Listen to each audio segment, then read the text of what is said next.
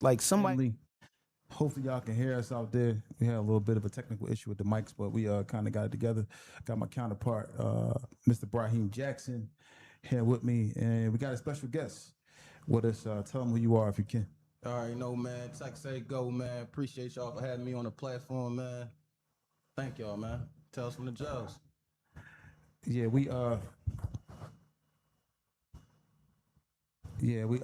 thanks for being here today with us, man. So I want to start by saying, you know, our platform is designed to deter individuals from going to prison. Okay. And with this platform, we have, dedicated ourselves to helping individuals, helping people get their stories out there, like yourself. And what this platform does is we allow you to speak about what you want to speak about. You can leave out what you want to leave out. So, I want to start by, where you from originally? I was born in Texas, man. Moved here when I was like 9, going on 10 years old. You know what I'm saying? Moved to the city or whatever. Lived pretty much all over this joint. Started out in West. Lived up north of 19th Street for a minute. To the county out Derby for a little second. Well, I was out there for a long time, pretty much back and forth between the county and North. Pretty much my whole time in PA, man. Went back to Texas for a little bit. Ended up doing some state time out there. I've been locked up all over. Mm. So I did penitentiary time in Texas first before I came out here and did my penitentiary time out here. I got locked up there first. Well, I went back and got locked up there. So Yeah. We got to take a quick pause if we can. Make like a 2-second pause if we can. We got to just fix something. We got a technical issue. We'll be right back. Y'all give us like 2 minutes. Yeah, they complain.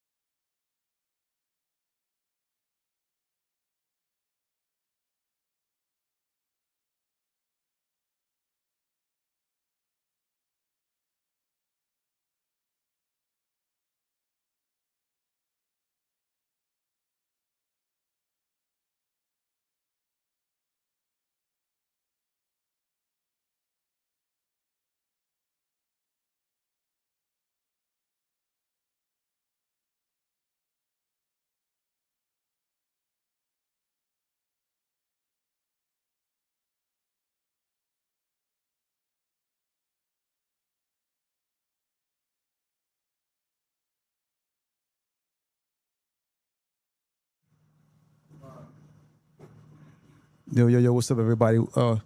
Welcome back, man. We had a bit of an issue with Tales from the Jails with the technical side, man, on the volume, but I'm glad everybody stayed around and waited. But so we got a special guest once again. His name is Tex Saygo. He's here with us today to tell his story, tell his life, and speak about what he got going on. So you said that you are originally from, you said Texas, you said? Right, correct. And you moved to Philly. How old were you when you moved here? 9, going on 10 years old, 1997. Okay.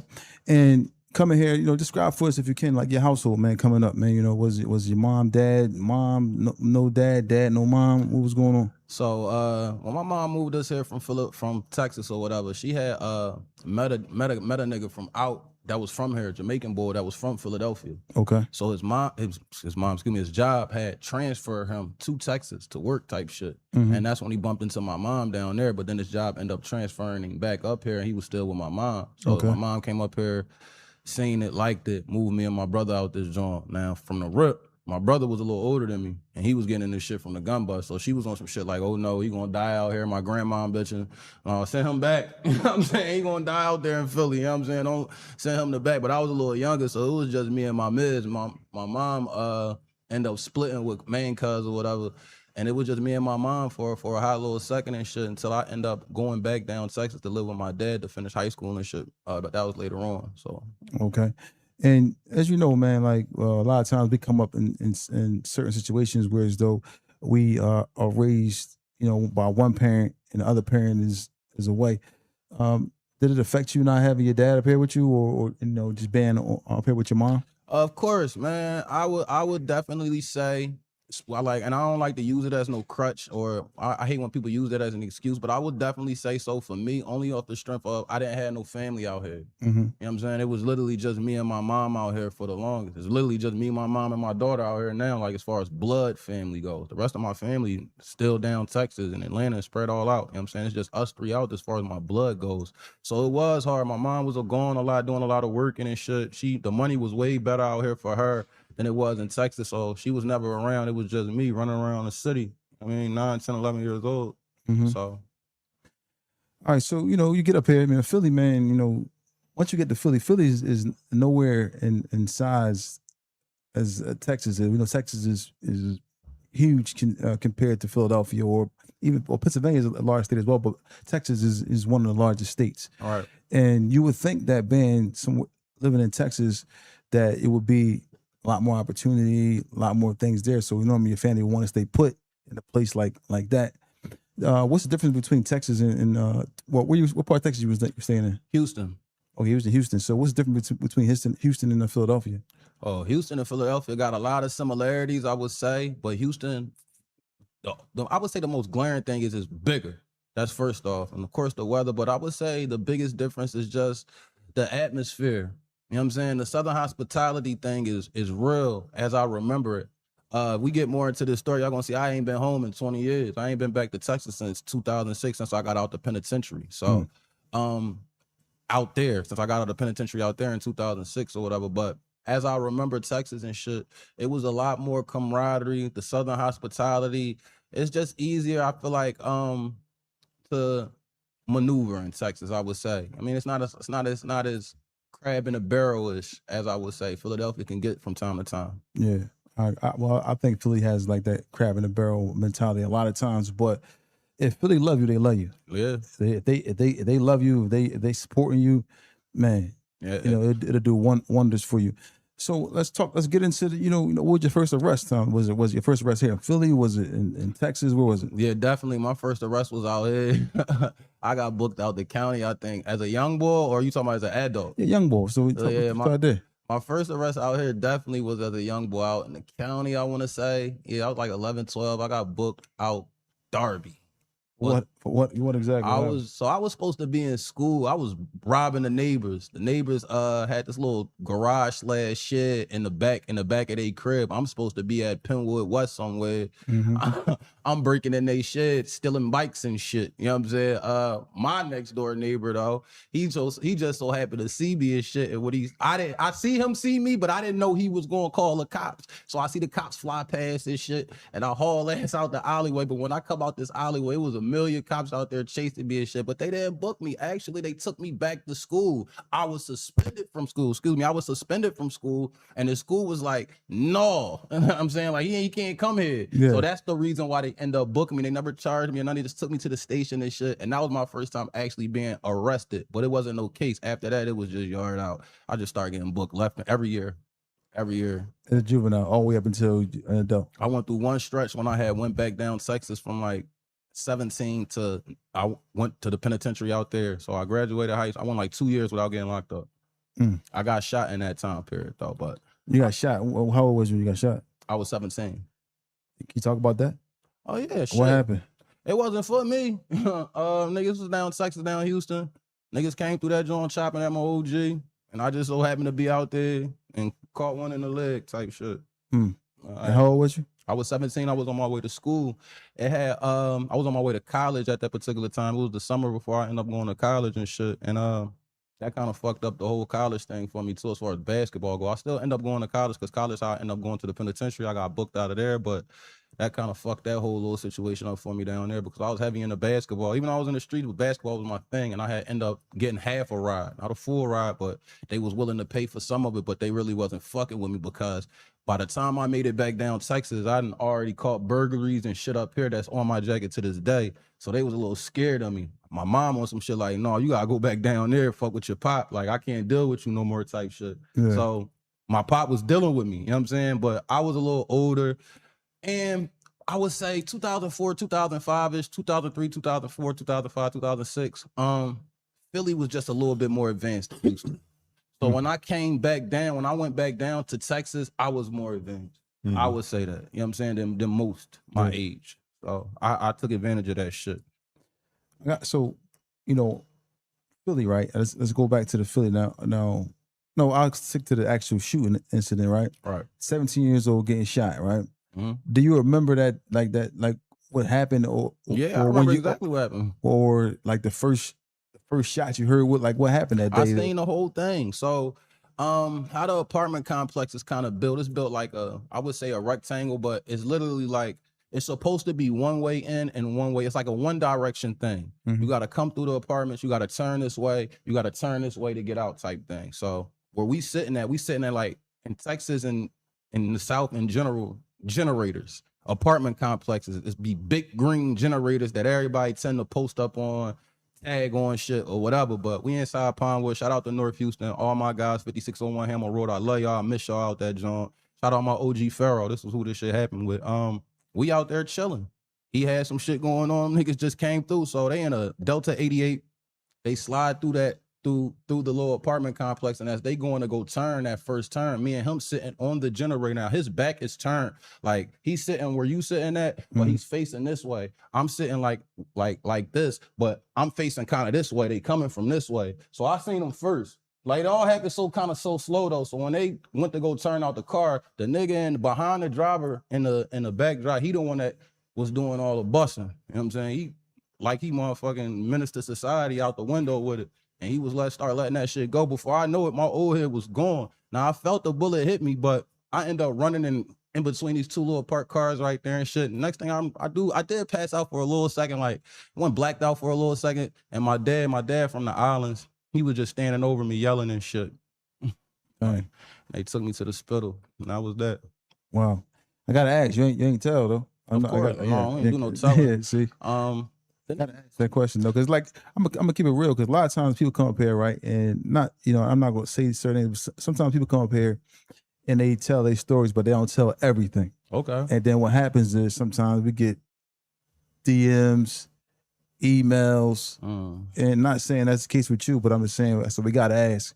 You won't find no witness or victim statements on me when it comes to that at all, Brody. You heard what he said. You know what I mean? You ain't gonna find that on him. It wasn't even no case with that. Nobody even got locked up with that, John. Okay. Yeah. So 17, getting shot, down there with your dad and or your pops, and did you catch any adult cases down there after that, or was it still more juvenile cases? So right after that, I did a year in college, Texas Southern University. I was down there for a year, and that shit just spawned a whole little crime spree. That actually probably spawned like my first like little crime spree that I had went on down there. Now Texas is different, y'all. For those of y'all that's like in the streets or was in the streets at one particular time, just as far as drugs go, things is cheaper down there. And the college atmosphere, like it's so much to go over, right? So Texas Southern University, TSU, it's a black school. It's a nigga college. Excuse my French. It's an HBCU, one of the oldest historically black colleges in the country. But it don't take a lot to get in that joint. Like you can just you high school diploma, GED, you in that joint. You know what I'm saying? So a lot of people like me from all over the country was attending this college, but they like me. You know what I'm saying? Just regular hood niggas from Sacramento, LA, DC, Dallas, and all over the place. And they bringing their homies with them. They was coming down there in flocks. So it was just a bunch of hood shit going on at this college. Not to mention the college itself is in Third Ward, which is a very, very, very poor part of Houston, Texas. Like very, very poor, very ran down, very legendary. So the area that it's in is it's some projects right across the street from the college type shit, CUNY home. So it's a lot to get into right there in this whole little area, and that's what I was already into. Shit, you know what I'm saying? So sure as shit, we start hustling, start robbing, and that's what I end up getting locked up for. I end up catching a robbery May of 2006, and I end up getting locked up down there first. I mean, going to the county first, and then going to Pam Lynchner State Correctional Facility, then Joe Keegan. Wow. So you've been in the county prisons in Philadelphia and in Texas, Right. So I'm gonna ask you this: what's the difference between the two? Like, is it any difference? In one more hostile, more rough than the other, or? So Houston, 701 San Jacinto, you going to 701 San Jacinto down there, or you going to 1301 Baker Street if you get locked up in Houston. So I was in 701 San Jacinto. The jail is big as shit. And one thing about the jail is ain't no windows in the jail. The whole time you there, you're not gonna see no sunlight. So that's first and foremost. That's a hard task. That's first off. Second off, I was there at a unique time because the Hurricane Katrina shit had just happened 9-10 months prior to that. So majority of them niggas, when it happened in New Orleans, most of them end up coming to Houston, like a big chunk of them. And when they came, they filled the jails up instantly too, because Louisiana and Texas got two different laws. You catch a body in Louisiana, you be out in 6 months. Texas, you catch your body, your ass is about to sit in there fighting that case. So you catch a body, you can get a bail on the body in Louisiana? In Louisiana, if they don't show up after 3 times, it's over. So they got a real live. Are you serious? Yeah, look, they were notorious that for years. That's the same thing in Philadelphia. Yeah, but you don't show up for 3 times, it's over. But he's saying 6 months though. They get 6 in Philly. They just speedball the preliminary. That's what I'm saying. Because over here you gotta wait 2 years. No, not for preliminary. That's trial. But there's trial, and you'll be in preliminary in Philly probably no longer than a year. But they'll drag it for as long as they can, though. If they can, the cops not ready and shit like that, witnesses are not ready, they'll drag it. But they gonna speedball you. I'm gonna cut you off. Next question. I just want to speak about that real fast. So, if you catch, from my understanding, right, if in Philly you catch a homicide in Philly, you'll get the preliminary, but the trial won't start for 2 years. Correct. Yeah. That's what I'm saying. So you still but we still talking about preliminary. Though. They saying they throw it out. They beating it at the preliminary. We ain't talking about trial. Oh wow. They spanking those joints at prelims. They not even 6 months is over. Witnesses come up dead a lot in New Orleans. You just follow something. If you go back and if you listen to a lot of music and you follow some of them stories back then, you'll hear a lot. And then I was down there with a lot of New Orleans people too. So they used to, when you in the jails with them, they was all in that joint pissed off because they thinking that it's New Orleans, and Louisiana is not like that. Texas, they gonna hide you. But to answer your question, I would say that Texas was worse only because of how the jail is sectioned off. It's not like CFCF or PIC or some of these other jails on State Road where all the blocks is pretty much the same. C11 look like C12, C22 look like C23. No, down there, that shit look different. You 18 and you got a robbery, you going upstairs to the gladiator school. That's 3 8-man cages. So it's 24 of y'all on the block, 3 cages with 8 of y'all in that joint. It's different. It's a different beast. Everybody in that joint between 15 and 21, and it's a whole little different. And then down there too, COs up on State Road fuck you up, but COs up down there, the rollers, that's what they call them, and the sheriffs, the jails is ran by rollers and sheriffs, real sheriffs. They do you dirty in that joint, super dirty, like treat you bad. Worse than I got treated upstate in PA. Like, they'll do you super filthy in that county. So I would say that Harris County jail is worse. And then not only that, it's Texas. Texas is the wrong state to ever go to jail. Anybody that's watching this, don't never go to jail in Texas, y'all. Please, don't do it. Why you say that? Because they will fry you. They laws is crazy down there. So I end up, being as though I was in college and shit like that, end up catching what they was called a state jail felony. A state jail felony basically is a mix between an M1 and a F3. So it's a felony, but it's not like a high grade felony, but you go to the penitentiary for it. Now, when you go to the penitentiary, it's flat time. You either getting between 6 months and 2 years flat. No, that's it. No parole, no probation, no nothing. So you go into the penitentiary with flat time if you catch a state jail felony. Now, this is where it gets interesting at. So after that, it goes F1, F2, F3 like everywhere else. But in Texas, the guidelines is crazy. So I think a F3 start at like 1 to 10, a F2 is like 2 to 20, and a F1 is like 5 to 99 years. Damn. You know what I'm saying? And that's how they sentence you down that joint. That's a hell of a range, 5 to 99. To 99. And F1 includes aggravated assaults, all types of shit you just seen. I don't know if y'all familiar with the little THC laws they just passed down that joint with the edibles and all that shit. They giving niggas life for weed down that joint right now. They give you a life sentence for marijuana. Google it, bro. Google it, bro. I mean, like, gotta be a substantial amount, I'm assuming. 400 grams is a F1. And they talking about like edibles and I think like vape pens and shit like that. But yeah, you get caught with over 400 grams, they consider, and that's a F1, and that hold from 5 to 99 years. Punishable up to life in prison. Damn, that's like that's a little more than 9 ounces of marijuana. It ain't even. It's nothing. And that's how they getting you down that joint. So Texas just a bad joint in general. Then if you is unfortunate enough to go to the penitentiary down that joint, nigga, it ain't like the penitentiary up here.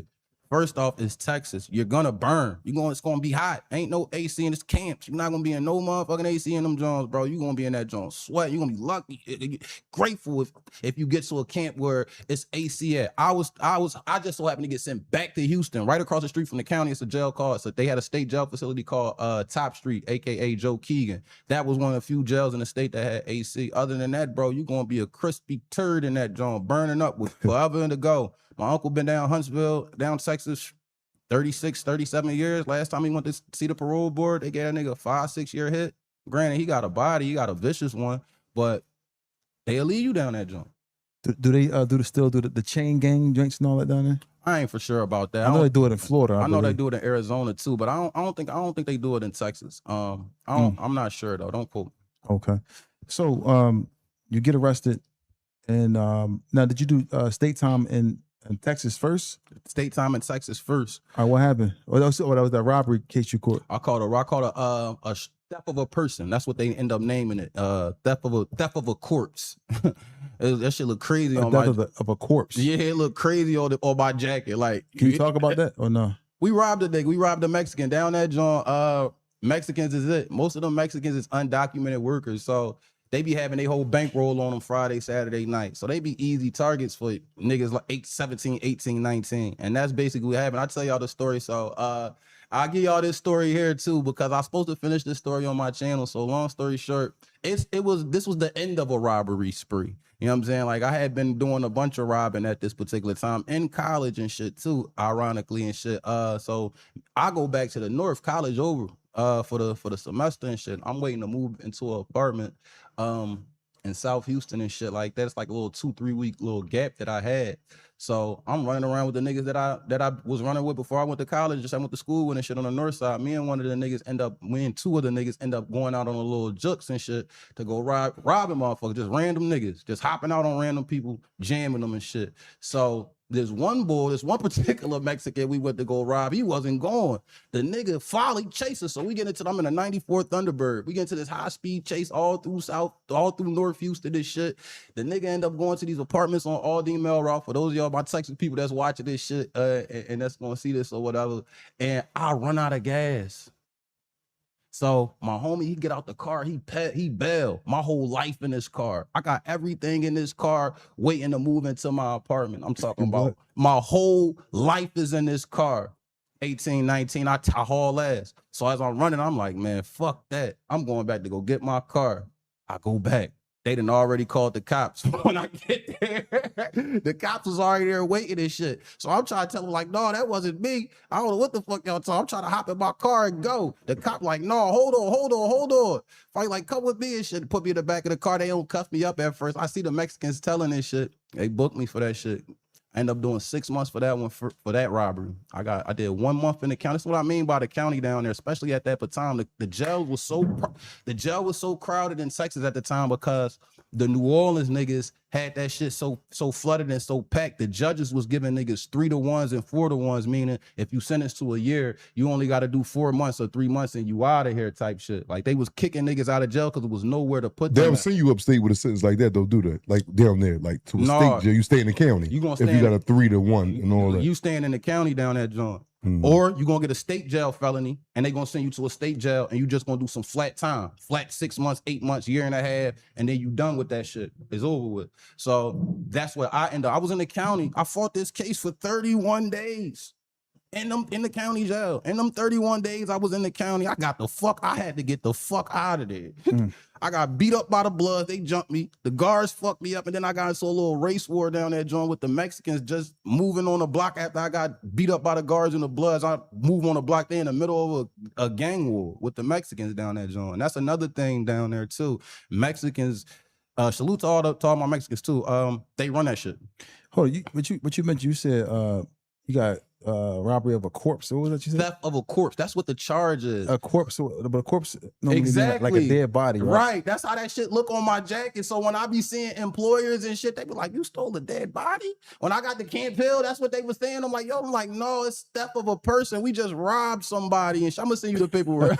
I'm gonna send it to you so you can see it. I'm thinking that you right. It's a crazy choice of words to use corpse. That's the word that they used on the paper. Because corpse to me means deceased. Yeah, right? You know what I'm saying? Like, nigga, you was playing in caskets. I want to talk about this situation that happened to you, right? Because, a lot of people don't really be knowing that. They think when they go to jail, okay, it just stopped there. It don't stop there as far as violence. No, you really got to be the man that you portrayed you was before you came to jail, from my point of view. Okay. But what happened with you with the Bloods, man? Like, how did that go down? Because that seemed like it's intriguing. Tex Saygo on YouTube, subscribe. Y'all want to know the full story, y'all can go over there, y'all can check it out. I just spoke about this a few times and shit. My bad, I had to plug the platform. Yeah, you got to. I do a lot of prison stories over there, but with the Bloods and shit, it really was some jail politics, and this was my first time as an adult being locked up in Houston, Texas. It's foreign to me. Now, I have been living in Houston, but to me, I'm a Philadelphian at this particular time. I spent all the years that counted here. You know what I'm saying? I just went back there because I was a knucklehead out here. My mom couldn't handle the shit no more. I'm in and out of youth study center. Glen Mills didn't even want me. I've been in Friends a few times. You know what I'm saying? All types of shit was going on around this joint. So my mom like, man, get the fuck out of here. You know what I'm saying? So the Bloods and shit, how that particular situation, first they tried to extort me. It started with some commissary shit. You know what I'm saying? They tried to make me go to the store and buy him cosmetics for food type shit. And I ain't know what was going on. I wasn't doing it. Then I'm in this little 8-man cage with all Bloods. I'm the only civilian. The seven other people in there. All Bloods in here. So they eating together and all this other goofy, like they got a little camaraderie. I'm civilian slum. So they ain't offering you nothing or nothing. So that's how it started. I end up going to the store and shit, and I put in with them niggas, and what I got back wasn't sufficient. Exactly. I hate that, bro. Yeah. You done put 2 turkey logs, 3 mackerels, and got this little ass bowl. And niggas that didn't put nothing, they all eating good. Big bowls. And I'm like, I ain't no turkey now. I ain't no blood. I ain't no bitch. Yeah. Y'all cheating, you know what I'm saying? So basically, they took your my commissary. shit. So, and then they really took my shit. So one day I wake up, that's later on over that night or the night after that, but I wake up in the middle of the night to go, in these 8-man cages, literally no privacy. All your food, there's nowhere to even put your shit. Everybody just got their shit lined up on the floor by the toilet. So I go by my little part where my food at. It looked like a nigga took my peanut butter, like took the cup of my peanut butter and just went like that to my joint and just ate the shit. Like, so I wake everybody up in that joint. Fuck that. Who ate my peanut butter in this joint? Pause. You know what I'm saying? So, and that's how it started. Me and the nigga ended up getting to a little rumble right there in the joint. So, the rollers, they could see directly into the cage. They roll on me in there. So they could see directly in the cage, though. They cut the lights on and shit in that joint. They like, yo, we gonna come in, because they beat you up. The guards down, the rollers and the sheriffs, they beat you up in that joint. Like, they put their hands on you, especially the young ones, the kids and shit. Like, they gonna trash you in that joint. So they threaten us with that. I try to go back to sleep, but I can't sleep in this cage because I'm in here with all these niggas. They done stole me out my sleep, all types of shit. Oh wow. So when a day room open up in the morning time, the cages open up. But if you shut the cage, they're not gonna open it back up until like lunch or count time or some shit like that. So you're gonna either be stuck in that joint or stuck out that joint. So they all, when they in the morning time, they all ran up because there's bloods all over this dorm. So they all ran up to go tell everybody what happened. You know what I'm saying? Yo, we fucked the ball up in that joint. When they all leave out, I shut the joint. Boom. Yeah, y'all can't get back.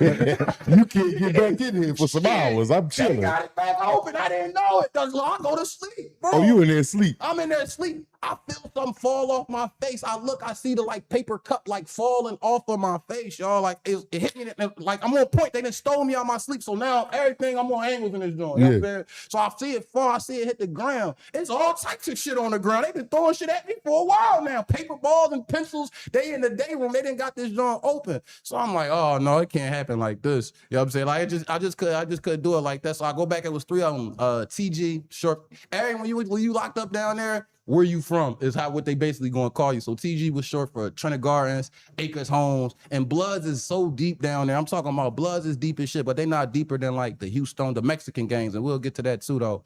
I straight up went to him, yo, I done been locked up, I done been a lineman of the youth study center and shit like that, so I know the procedure when it is, either gonna crash or you gonna get treated in it. So I decided to crash, but that didn't work out too well for me neither. What happened?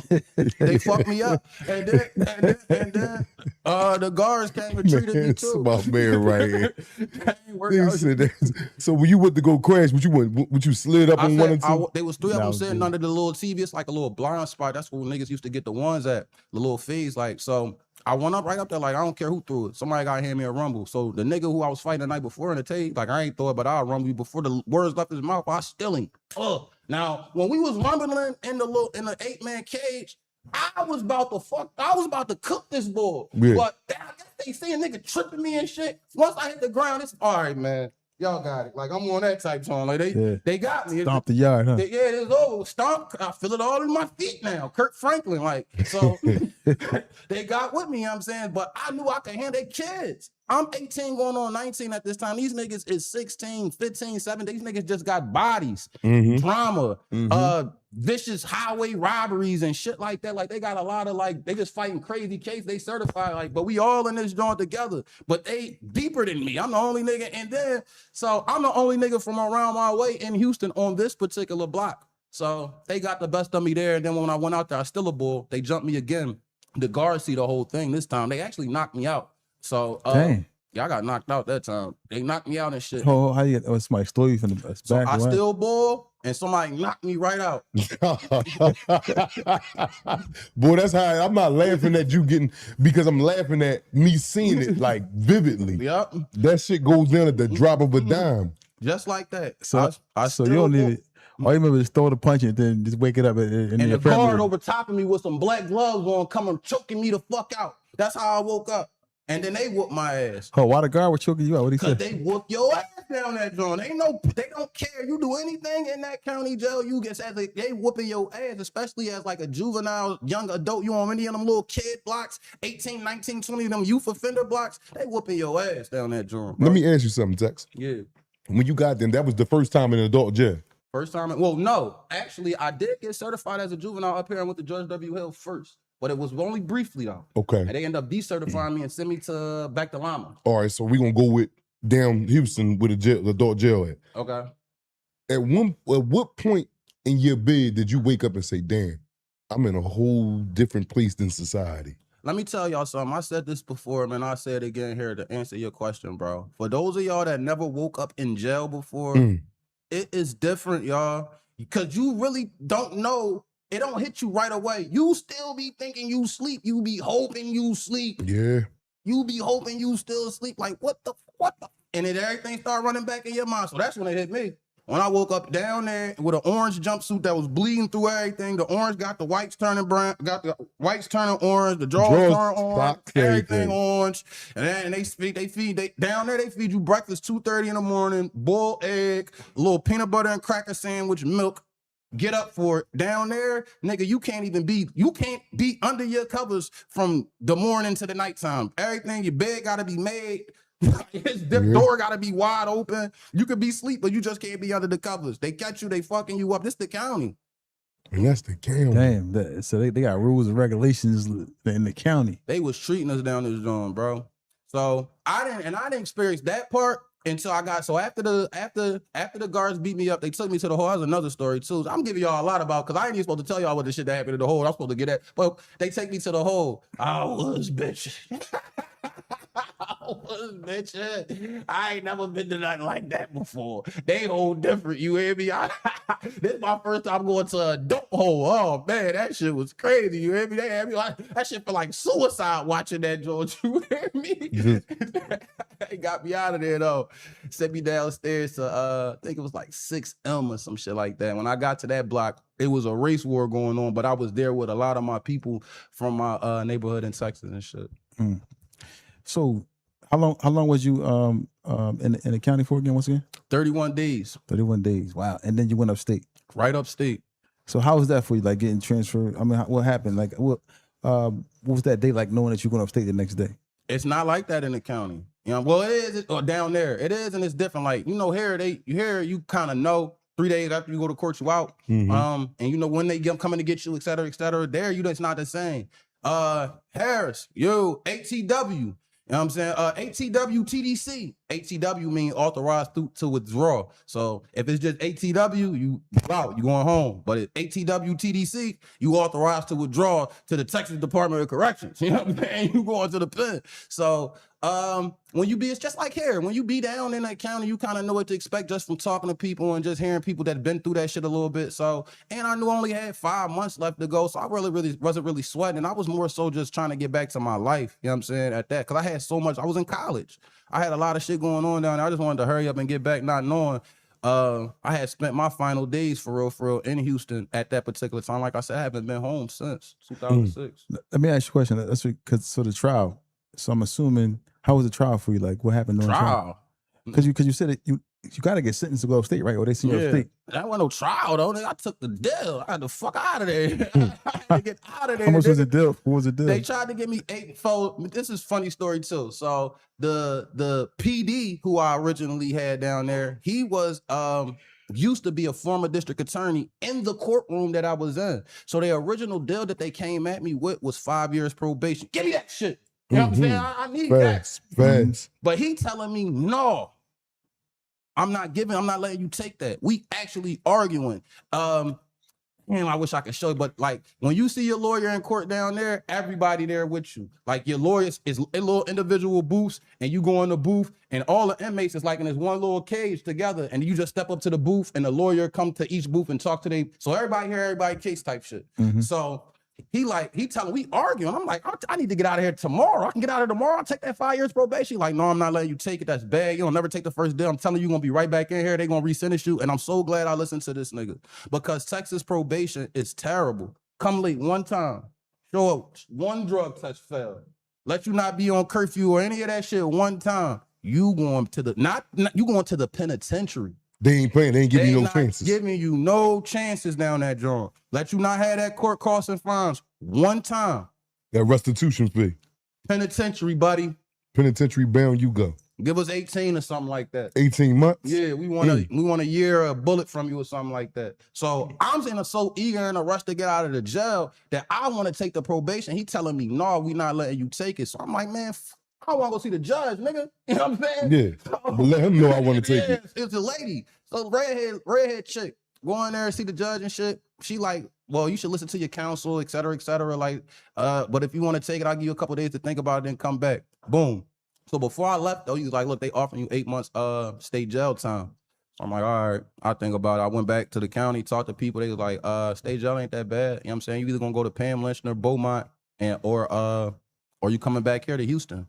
So I'm like, fuck it. I went back, tell them to give me 6 months and I take it. I already had a month in, took it, and I was out 3 days later. That's better than taking 5 years probation. I probably did that too. Yeah. In hindsight, but at the time, bro, I was getting tortured in that county. Yeah. You know what I'm saying? Yeah. I was getting tortured in that joint. Yeah, we forget about that part. I had to get up out of that joint, bro. I was getting tortured in that joint. So that shit was not for me. I had to get up out of there. You hear me? I had to get up out of there. Every day was drama in there. Every single day, bro. And I'm a civilian. Texas is gang infested. The whole thing is gang politics, especially in the prisons. So were they trying to convert you to a gang in there? Like you gotta be. You're not supposed to even be doing that type of shit in jails. Like, you know what I'm saying? Down there, like they whole little code of ethics with the gang shit is just different. Like they don't really bring home people in jail down there. Like niggas don't become bloods in jail in Texas and was becoming Crips. Now the Mexicans, that's different. They got something called Houstones and Tango Blast.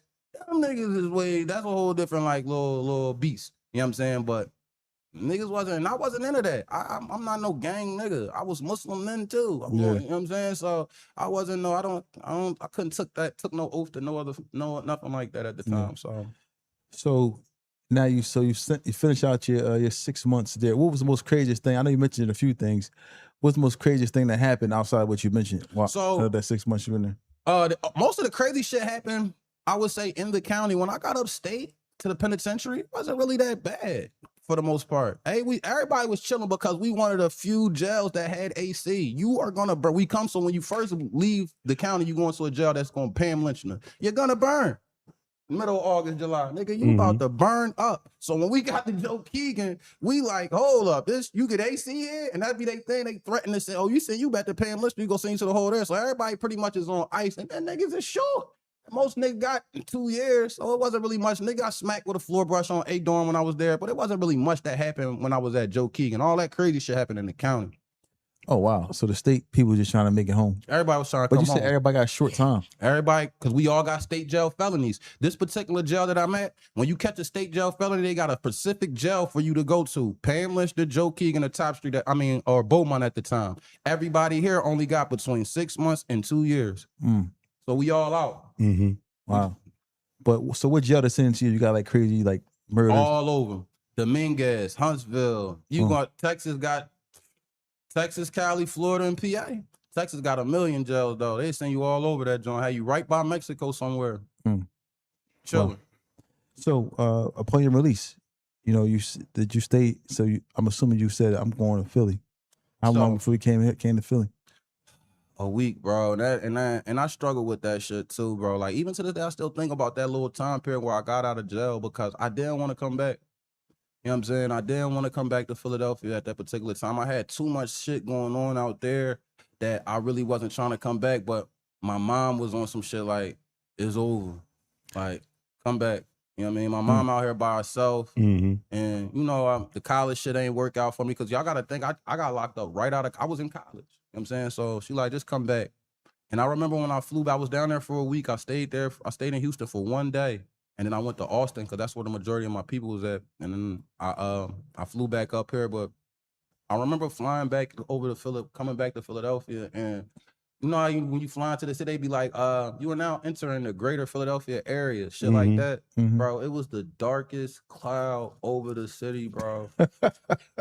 I shit you not. It was the darkest cloud over the city, and that's all I remember. And then another thing too, I didn't tell nobody I was coming back out here, not a soul. As soon as I get to the crib, my phone started ringing, and within hours, I was back in the mix.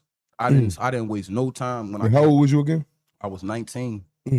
I didn't waste no time. Did your mom told anybody like my son on his way back? No, I don't know how that happened, but phone just started ringing, and I was right back. Niggas is picking me up in journeys from my mom crib, day one, and I never looked back. I didn't last that long. I got out. I came back out here December 2006. I caught my first gun case May 2007. Beat that. August 2000. I came home like September 2007. And then I went up, and I caught my case that I went upstate for. I did the 8 years for December. All right, let's talk about that. What case was that? A little robbery spree. I'm a robbery boy, man. Like I sell drugs. I used to, but I never even caught no gun case. It was all robberies for me. So, Down past Younk, man. It was in my bag. Talking to the mic if you can. Oh, my bad. Down past Younk, man, in my bag, man. Just down there, just robbing shit, them strip clubs and niggas going in them Jones, niggas coming out them Jones. A few of them Jones got hit. And this I gotta be real mindful where I could really, this one a little finicky because one of them Jones they really was trying to fry me for that they couldn't fry me for. It was a big situation and I didn't do it. But they wanted me to do it because they wanted to put it on me because it fit all the MO of all my other robberies down there. And they couldn't really nail me for that joint or whatever. And that joint was a bad joint for me. If I wouldn't be talking to y'all now. But basically, yeah, a bunch of robberies down that joint. Robbed Purple Orchid. We robbed a few motherfuckers coming in that joint. That's just joint. Yeah. Right there on Past Young. Past I don't know what no purple Oh, you going. never been there? like 69 Past Young. Okay. Ball breakers. It's not ball breakers no more. No, not on duty. Crazy. Yeah. But there used to be a little pool hall there called BBs and shit. Okay. I think it's Jerry's Corners now. And then the situation that they was trying to fry me for ended up happening at a video store. You know what I'm saying? And it just so happened I was robbing everything around that. Everything around that joint, from Oasis, all that shit was getting robbed, and then the situation that happened at that video store happened all in the same time. What kind of video store was this? It's called Venus Videos. It's a freaky video store. All that shit is freaky Pornhub type shit going on there. So y'all was catching people coming out of there. We was catching people going in the strip clubs, coming out the strip clubs. We robbed one of the strip clubs. It was a situation. You know what I'm saying? Mm. And I ended up going. That's when I ended up getting booked for. How did you get court? So I got into a high speed chase first. So with a whole unrelated case. So I know all together, you know how they. All right. So after we burned the shit down past Young, the shit was burned down. It's on the news. You know what I'm saying? My OG called me one day. He like, yo, shout out to my OG Abdul Rahim, man. He used to tell me like, I did enough time to go upstate for all y'all. You ain't gotta go upstate. Nah, I didn't listen to him, but. He called me one day like, yo, that car y'all riding around in on the news. You know what I'm saying? It was a little 2007 Nissan Versa smoker joint or whatever. He was like, that joint hot. They got that joint. They talking about all that shit that's been going on down past Young all week. So I'm like, man, I'm thinking he lying. I'm thinking he bullshitting because he keep trying to get me to leave that particular car alone. This car was a lot of shit was going on with this well. I used to lose track of the well. It was a lot going on with this car. So the next day and shit, I'm telling my man at the time or whatever, I'm like, yo, we in a poppy store. I'm like, yo, grab a paper, see if that shit in the paper. And sure as shit, it's on the front page of the newspaper. So now I'm a little shook because I see it on the paper. I'm like, oh shit, fuck. So we done ventured off into a whole another part of the city. Now we done took our talents back out west and southwest. Like we done burnt past Young out now. We just gonna start jamming shit out there. So I get into it. We end up jamming. We end up following a nigga from 58th in Baltimore, and we end up following him all the way through Fairmount Park. He was following somebody though, like some chick or something like that. So they get out the car in middle of Fairmount Park somewhere, and we jammed them there. Now I never got out the car. I was driving the whole time. Young boys get out, they jam them. Now I don't know my way through Fairmount Park like I thought I did. I'm going to go turn on what I believe to be a street. It's a parking spot type shit. Like now I'm on the grass in Fairmount Park. You know what I'm saying? Trying to get busy, get loose. Gave this nigga time to recuperate and catch up. So we come out the park or whatever. I fly down like past Gerard. I fly like past down like by Gerard. And that's where he alerted the cops. It was a cop already parked like Belmont and Gerard, somewhere around that area. And as we was riding past in a high-speed chase, he start honking the horn at the cops to get the cops' attention. So he behind us and the cop behind me. I turn on Style Streets. I get out. I bail. My two young bulls, they bail. Boom. I shoot back across the bridge, shoot back across Belmont. I end up getting, and that's where they end up finding. I end up behind this little retirement home down that junk. And that's when they end up finding me and book me. But that's a whole separate related robbery. That's something totally different. Mm-hmm. So I still got all this. Talking about that John across street from the poppy store? It's a poppy store down there, but at the time, well, now it is. It's right on Belmont and not Gerard. It's on Belmont and right when you cross Belmont. I know exactly what you're talking about. So I go to the county for that. I hit the F for that, and my folks, the young bulls, they get away. You know what I'm saying? Everybody trying to bail me out. I'm telling them, chill. I don't think it's nothing. I'm like, my bail only 50,000, 10%, 5 bands. So I'm like, man, this nigga ain't coming to court. You know what I'm saying? This shit over with. Mm-hmm. Shit. So he didn't come to court till later on, though. But it didn't matter by the time he even came to court. When You over the F at the time? I was at the F. So, but mind you though, I got into a high-speed chase prior to this though. I skipped the high-speed chase, y'all. My bad. Well, go back and get it. All right. Go back and get it. I got it. That's how I got arrested. So that car, the blue little Nissan Versa that I'm in, I get into a high-speed chase first with that down Southwest. You know what I'm saying? They chase me down Woodland Avenue and shit, and I get away, right? But when I hop out the wheel, I bang the wheel out on 64th and Pasco, and when I bang the wheel out, my ID slide out my pants, and my ID and my wallet all in the wheel. In the wheel. Cops looking for me. 2 days later, you don't know, but you know. I don't know it. I'm thinking I left it at my mom's old house out in the county somewhere. You know what I'm saying? Because my mom had 2 cribs out there at the particular time. I was moving from one to the other. I was staying at the old crib. So when I used to stay in the county, so I thought I left it there. I was looking for it for them little 2 days. So 2 days later is when we get into the other high-speed chase, follow the nigga 58 for Baltimore, and I get booked. So when they take me down 55th and Pine, yo, I never forget this young boy. Listen, I'm telling you, yo, they wasn't lying to me. The cops do a lot of lying, but they wasn't lying about this. He said, yo, you see that door right there? That's robbery and that's shooting. I'm gonna give them your name because I already know this ain't the first thing you did. It's not the first and the only one you did. You might as well tell us something now because I wasn't trying to tell them shit. Boom, sure as shit. About 2 weeks later, I went to court one day. Down 55th Pine, had a great court day. Nobody showed. I'm thinking I'm about to spank this shit. Next one, Mark must be tried or some shit like that. Come back from court. I'm in a day room. No, I'm in a block yard and shit down CFCF. Harris, yo, come to the bubble. Go to the bubble, like, yo, you gotta go down the receiving room. So I'm thinking somebody bailed me out. I'm like, damn, somebody bailed me out. I gotta go down there for. Like, I don't know, somebody bailed you. So I'm thinking somebody bailed me. I'm like, bet I don't say nothing to nobody. I don't grab nothing. I just leave right off the block, right then and there. Grab a pass, leave. Get down there. It's 2 Ds from 55th and Pine down there, John. Cook me. 10 Jones. 10 robberies. You know what I'm saying? So 10 robberies. They take you down and charge you for 10 robberies? 10 Jones. And that wasn't the only time they did that shit. They ended up recharging. They kept me at court at one time when I had to go down there fighting them Jones, and recharged me with some Jones too. All together though, I beat most of them. I got convicted for one of the Purple Orchid Jones. I got convicted for the high-speed chase in Fairmount Park and all the related charges. And I got a gun case that I ain't have nothing to do with me. So when I got into that first high-speed chase, it was a big-ass high .9 in the car that I didn't know about. Oh, you didn't even know it was in the car? Everybody had this will. Jump your head. So I know how that go. I'm riding with this white chick all night in the wheel. We got pulled over the night before, and my mind I'd have been swearing it was this white chick gun because I've never seen this gun before. So when I get the discovery for that for that case, and they got this big ass high .9 in there, and when they charge me, I keep trying to figure out why do I got this violation of Uniform Firearm Act. It's because of that. I don't know it until a woofer until I get my goddamn my discovery, and it's this big ass, dumb ass, clunky ass high .9 in that joint that I never seen. When I finally took my deal, was all said and done, and I was about to go upstate, and we had a 1 or 2 on the table for that gun. I would not take it. Finally, Gerald Steiny coming in, he's like, listen, bro, if you don't take that joint, it's a good chance the feds is going to come pick that joint up. And the feds was coming to pick up everybody gun case in the county at that time too. I'm like, fuck it.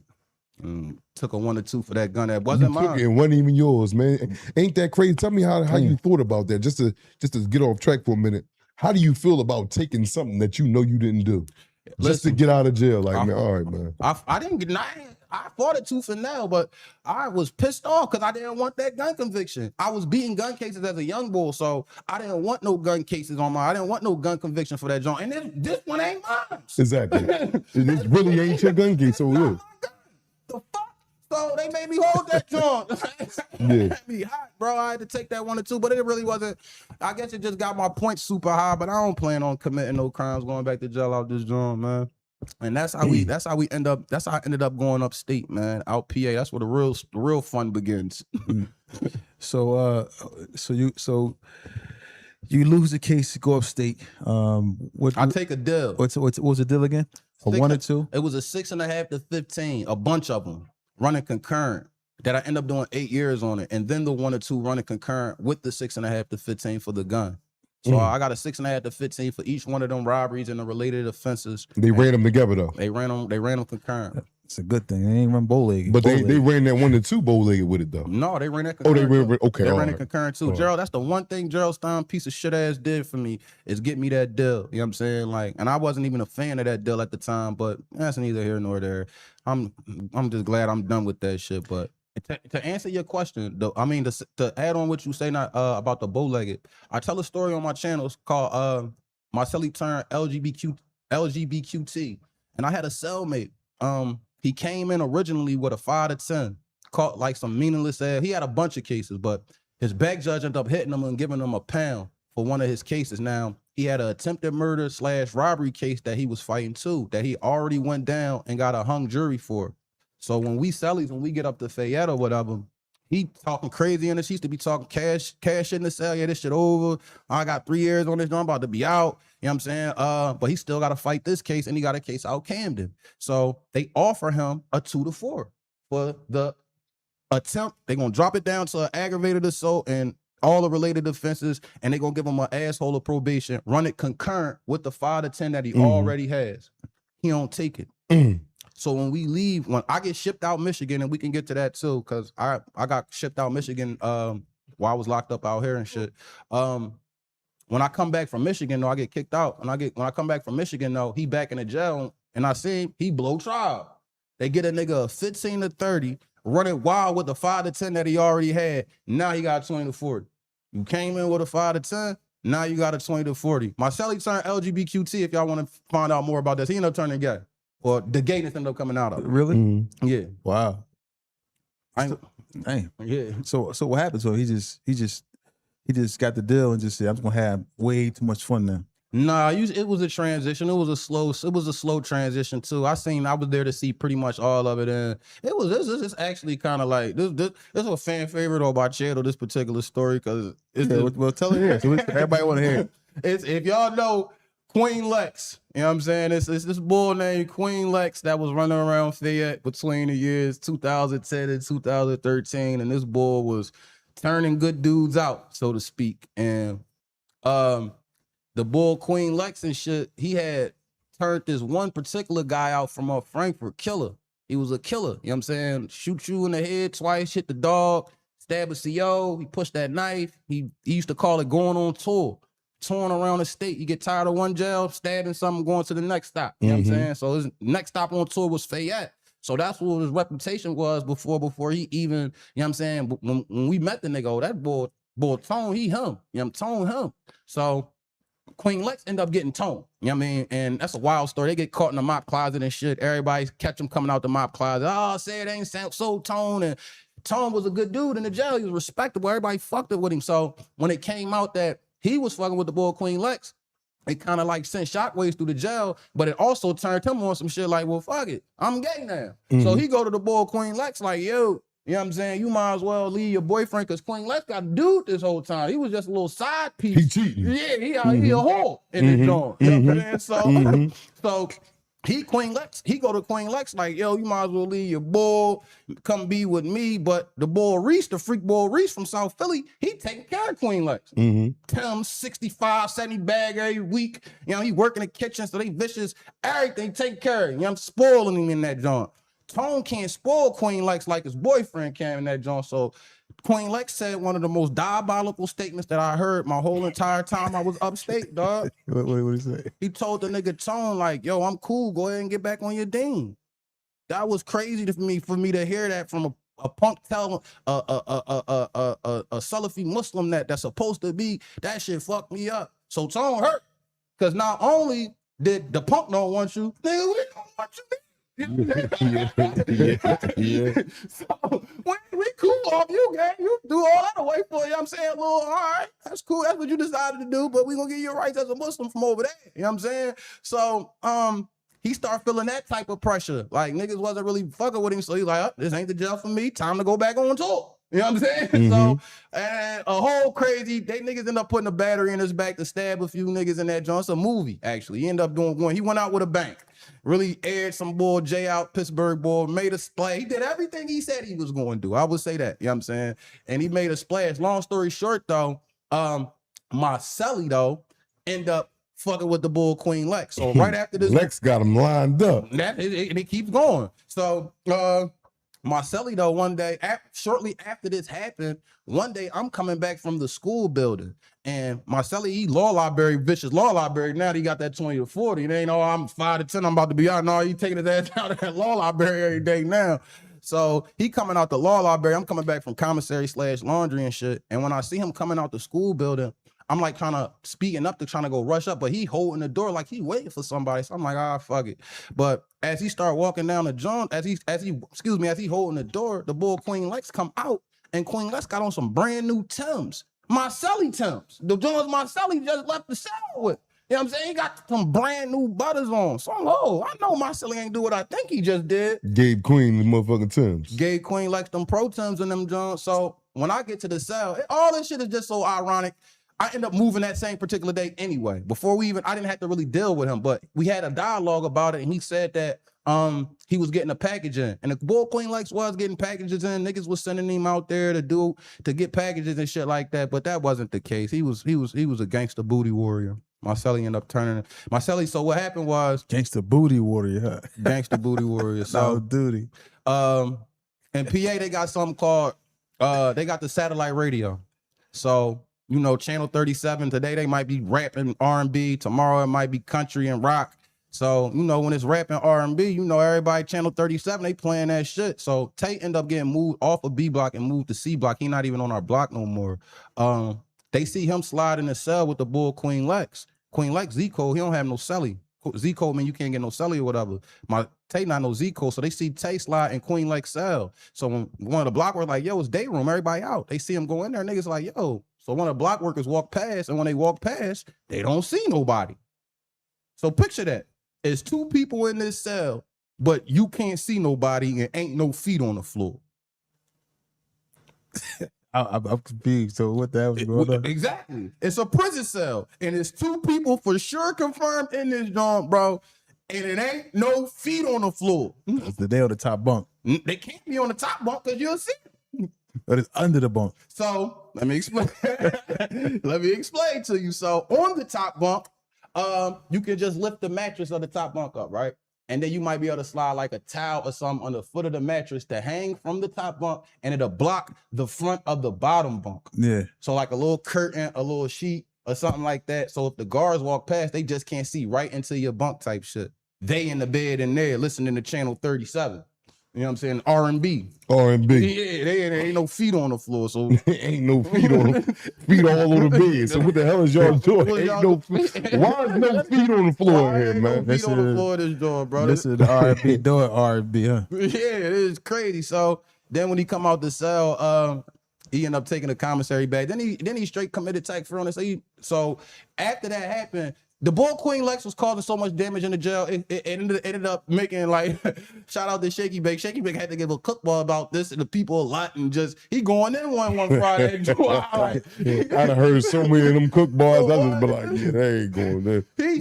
Everybody had too much fun. Right. Well, this one was supposed to be powerful because after Juba, everybody went up to taste.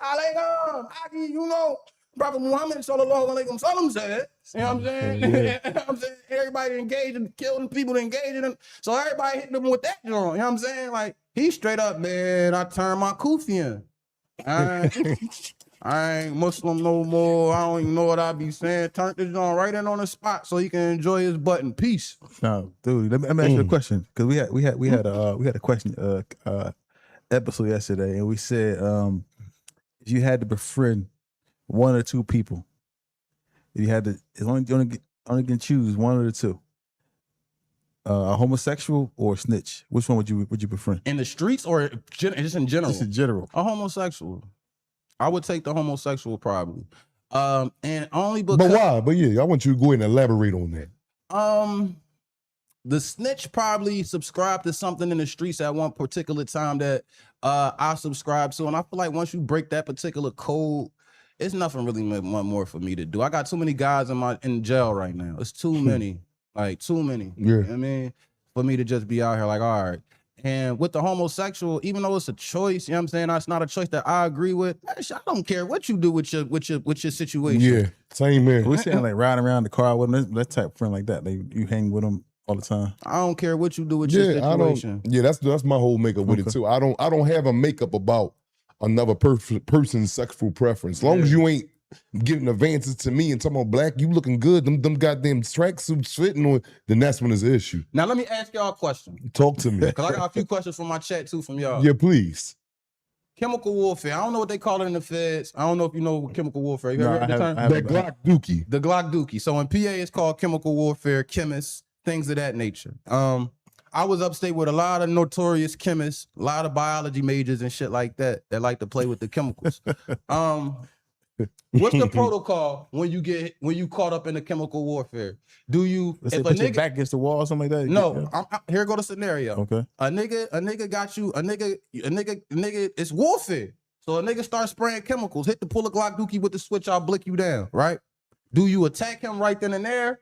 Do you get the chemicals off of you, regroup, plan, coordinate, or do you become a chemist yourself right there on the spot? Because niggas do perform chemistry right on the spot. Well, for me, I'm attacking right there off the side. With the chemicals, with everything. The chemicals is going everywhere. On me, on him, on the door, on the floor, because it's just going there. CO trying to break it up. Chemicals on the CO. Because I'm losing it. Right. Because once it's going to take me a second to click in. Like, boom, I got hit. Now I'm smelling it. Like, nigga, you got me. You really did this. And then was up. I'm right at his ass. I probably would agree. I probably would not on duty. Listen, but how you answer that though? How you answer that, Tex? You kind of gotta go right now, because when them Jones hit, them Jones like nuclear bombs. Like if you don't die in the initial blast, the radiation going to kill you. You ain't lying about that. Like it's one of them Jones. So you might not have another time to attack. And then not only that, most of the niggas I only seen a few niggas in population that played with chemicals, but most of the chemical warfare was in the hole. So, but for the ones that do play with it in pop, because they are out there, you might not have a chance to get to this man again. Because when that bomb go off, the cops is gonna smell it, and they don't want no parts. When niggas get to start spraying that shit, they be gone. They be your ass right there. And then the way it's not the regular Dookie like you thinking like you go take a Dookie. No, they let it sit. They put the pee. They get it like a milkshake. It ain't chunks like how it come out. No, this joint is broken down to its nearest grain. This should be crazy. It's at its finest. It's at its finest when it gets to you. Clear this whole building out. What they say? My milkshake bring all the boys to the yard. A nigga could spray that shit in here with the door shut, the whole floor over with. Yeah, because nigga done had it sitting for 4 or 5 days, so now it's like ammonia smell with. I don't know. It's a smell that you will never forget in your life. So hold on. It's terrorism. So y'all on the block with that? How long does that smell last? For days? No. They got the hazmat team to come through and clean that up. They got come through in suits. A whole team. Yeah, a whole team. They all come through with either white suits or blue suits. Before they come through and do that? They're gonna do that right then and there. Once they clear the shit, they don't leave that sitting around. You can get AIDS, hepatitis. That's why you can get charged for that. It's a terrorist attack, bro. This is waste being thrown on you. Like going to your face and your mouth. Yeah, so imagine if I'm affected, HIV and all that, and I hit you with this. Not only is you getting that Dookie, you getting HIV, you getting anything else that come with that I got inside of me. Then you got niggas that take other niggas' Dookie. Yep. Yo, Sully, you shit too. I'm gonna get it out the toilet. So I got my shit in there. Now I done took my Sully shit. I got a big old VO5. That's what they call that motherfucking Drake. VO5, yep, the Drake. That's the Drake right there. And PA in the whole not on Dookie.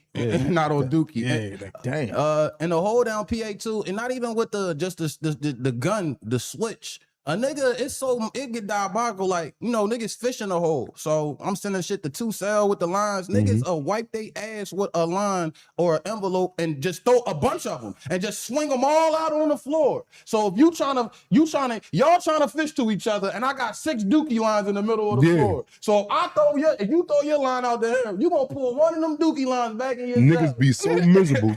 A nigga be in between us. Crazy. But listen though, Feek, a nigga between like me and you, Sally, Sophie. Yeah. And Tex right there. Tex might be on some bullshit today. Like, I'm tired of these lines. Keep coming. I ain't got nothing. Nobody sending me nothing. Now he's sending all shit lines out. Yep. So now I can see it though. But I gotta get past his cell to you. Which is cool still. But now that shit done slid under your door now. It done pulled his line and his shit all on you. Like, you done kicked the whole line out, man. Somebody got to get it out. You and yourself. Yeah, that's a bad job, bro. They hold a lot of power. Like the chemists in jail, niggas that play with that joint. Like, let's see how we sitting right here. This how I would be in the hole. 1 cell, 2 cell, 3 cell. So when they come get us for the showers, they gonna come get us just like this. When they come get us for the yard, they gonna come get us like this. That's how they do. So everywhere. You and him is beefing. Y'all beefing. Y'all got beef. You a chemist, he not. Y'all want to get at each other. So when they put us in the yard, they gonna put you in a dog cage. They gonna put me in a dog cage, and they gonna put him in a dog cage right next to me. But if I don't go to yard, they gonna put both of y'all in a dog cage. I mean, they gonna put you in a dog cage next to him. If I don't go to the shower, they gonna put you in a shower next to him. So you got the ability to tell me, nigga, if you go to the yard, I'ma shit you down because you trying to get closer to him than shit him down. You see, you get what I'm trying to say? Yeah. Now, picture that same little theory, right? Uh-huh. Now, he in 37 cell and you in 1 cell. So a chemist got the power to tell everybody in between, if any of y'all niggas go to the yard, I'm cooking you. And niggas gonna take a break that day. Like, I don't even feel like going through this shit. I ain't going down Yeah, there. but you know who the beef is with anyway. He giving us a fair let warning. them two go out there and handle their business, and they come back. He's not gonna go. No, he not going. I'm not going. Because I don't play with that. I want to rumble. Yep. But I know you into this. I seen you get guards and everything. Like, yeah, boy, he ain't stable. So I'm gonna catch him on another time. All right, gang war, I'm not beefing with you at all. I don't beef with chemists. Nigga, especially if you can see his cell, he and that motherfucker shaking it up on the doorway. Like, you already know what this for. You like, They be shaking it up in the door while everybody can see. yeah, they don't give a fuck. Yeah. Niggas is on all dog time, bro. That shit. They be having that shit festering in they cell. Yo, it's high alert, bro. When you around a chemist, a nigga that play with that dookie, bro, you got to be on point, bro. You got to. I ain't gonna lie. I wanted to tell on this one nigga. He act like he was gonna shit me down. I ain't gonna hold you. I kind of wanted to tell him. I'm like, bro, you not shitting me down, bro. Fuck that. You wanted to tell? You wanted to tell? I wanted to tell him that. It's a question that I like to ask everybody that been into the penitentiaries and stuff like that, or the counties. Right. And I'm quite used, and you already been told me about the violence. I know you done seen your quite fair share of violence, right? Oh, you ever seen that knife work? Of course. You ever seen that lock work? Of course. Okay, now the question is, if you and another man was into an altercation, you know, the good men came and intervened and broke it up. Like, no, y'all, we all homies and this and that. Y'all leave it alone. Right. You go to the TV, you watch TV or whatever. But the nigga who you was arguing with, in his mind, he like, man, I ain't leaving shit alone. But you lunching though. Everybody human, everybody lunch at one point in time to get prepared better in life. So now the bull, he coming behind you, you don't know what's going on. He got, he's going to get you. He's going to get you, whatever the case may be. Would you rather him have a knife with him or that lock and sock with him when he gets you? Which one would you take? I'm not gonna lie, it really just depends on the individual, because this is what I know about the knives, y'all. This is what I be trying to explain to some of them peoples, and this is what I believe. If you can't fight, you ain't gonna really know what you're doing with that knife. Now, with that lock and a sock, this is why the lock and the sock is more dangerous in jail for me. Starters, you get two.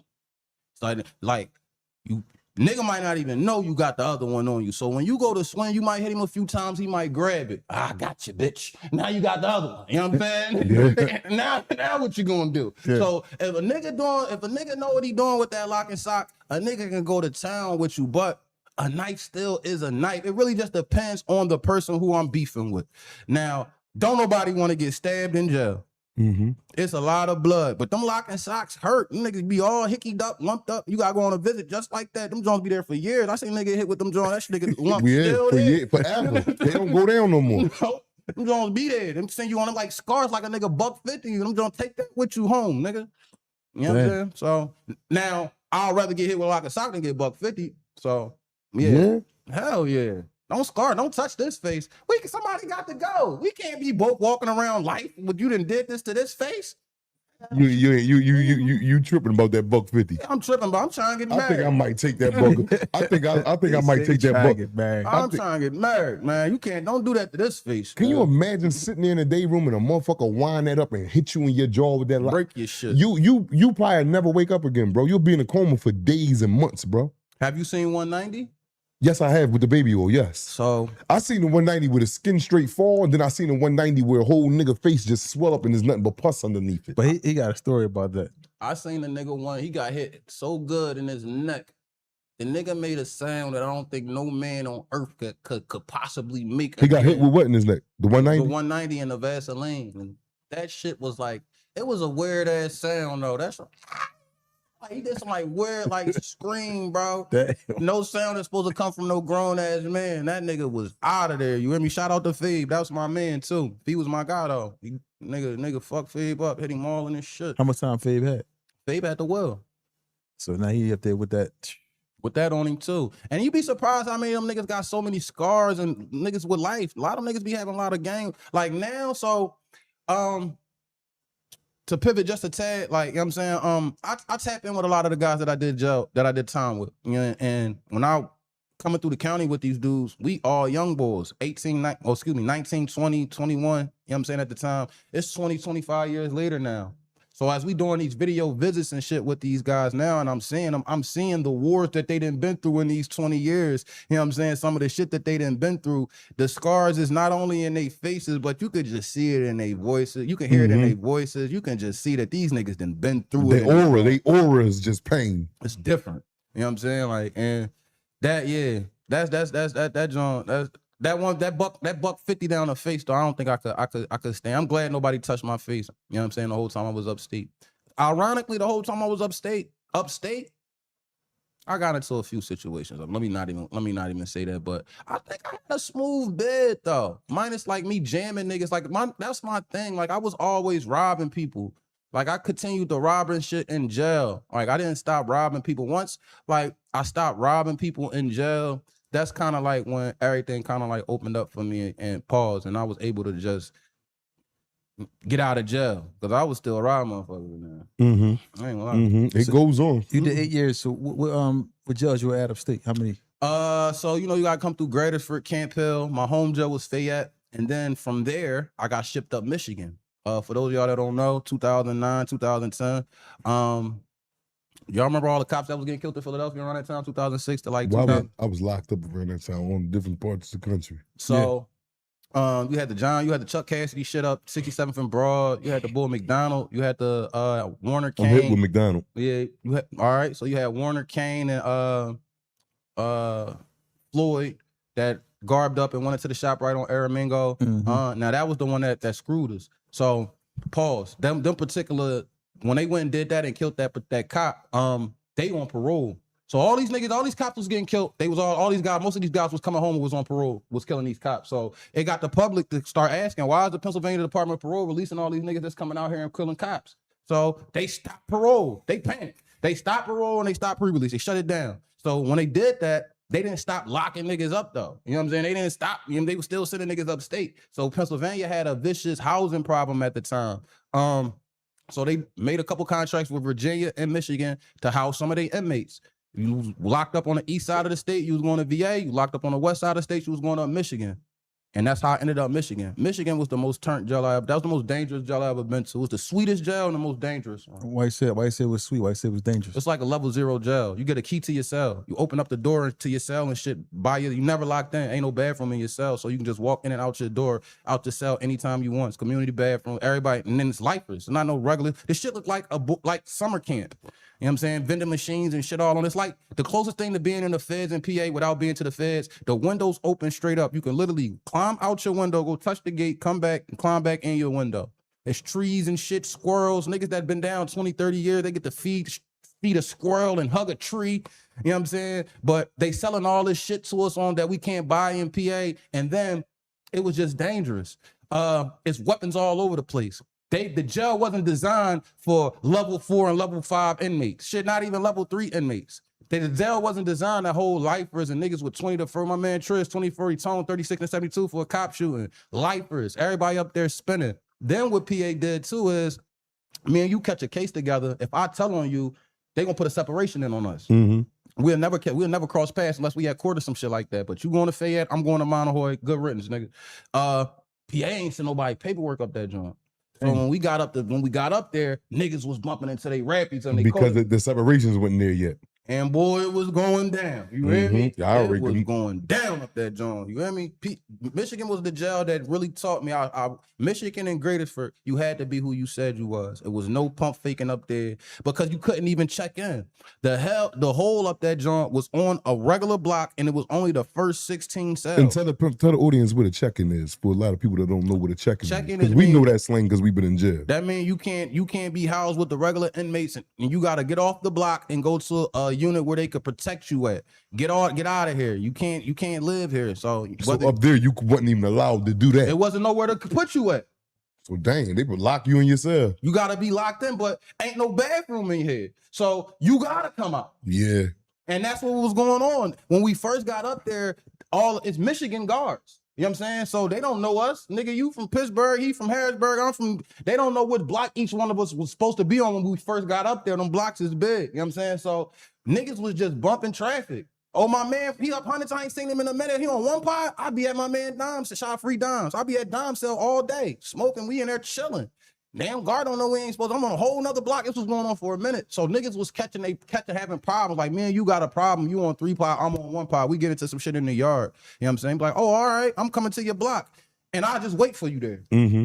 You gonna have to come out eventually because you gotta go to the bathroom. Mm-hmm. You know what I'm saying? So that's how that shit happened. Then they had the whole North Philly versus Chester up there, which was probably one of the craziest joints I seen when I was in jail. So that it was just North Philly versus Chester or Philly versus Chester? No, North in particular.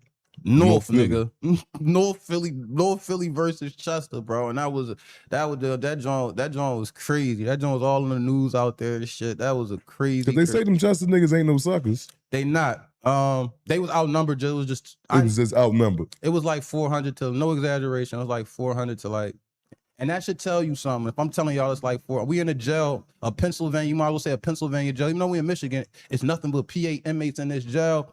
For it to be 400 people from one particular part of the city, not the city, of the state, is bad. You got to think about Pittsburgh, Harrisburg, Delaware County, and all these other places where people get locked up from. Mm-hmm. So you just not in jail with Philly niggas. You locked up with jail from niggas from Harrisburg, all that. So for 400 of them to be from North Philadelphia and the rest of y'all are spread out amongst all these other places. That should tell you something real at an alarming rate. Yeah, man. Chester ain't stand a chance. So how many was it about of them?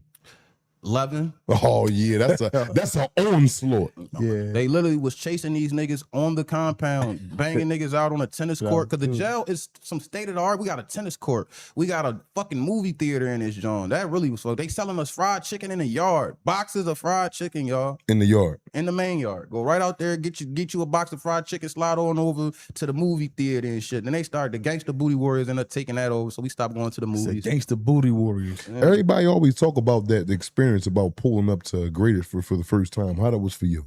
And you always hear about Greatesford, but you know, hearing and seeing is something totally different. Would you agree? I had a baby in Greatesford. Are you serious? Yeah. I had a baby in Greatesford. My second time through there. My way back, I left from Greatesford. Let's talk about this. What happened, man? God damn, you could damn. Yeah.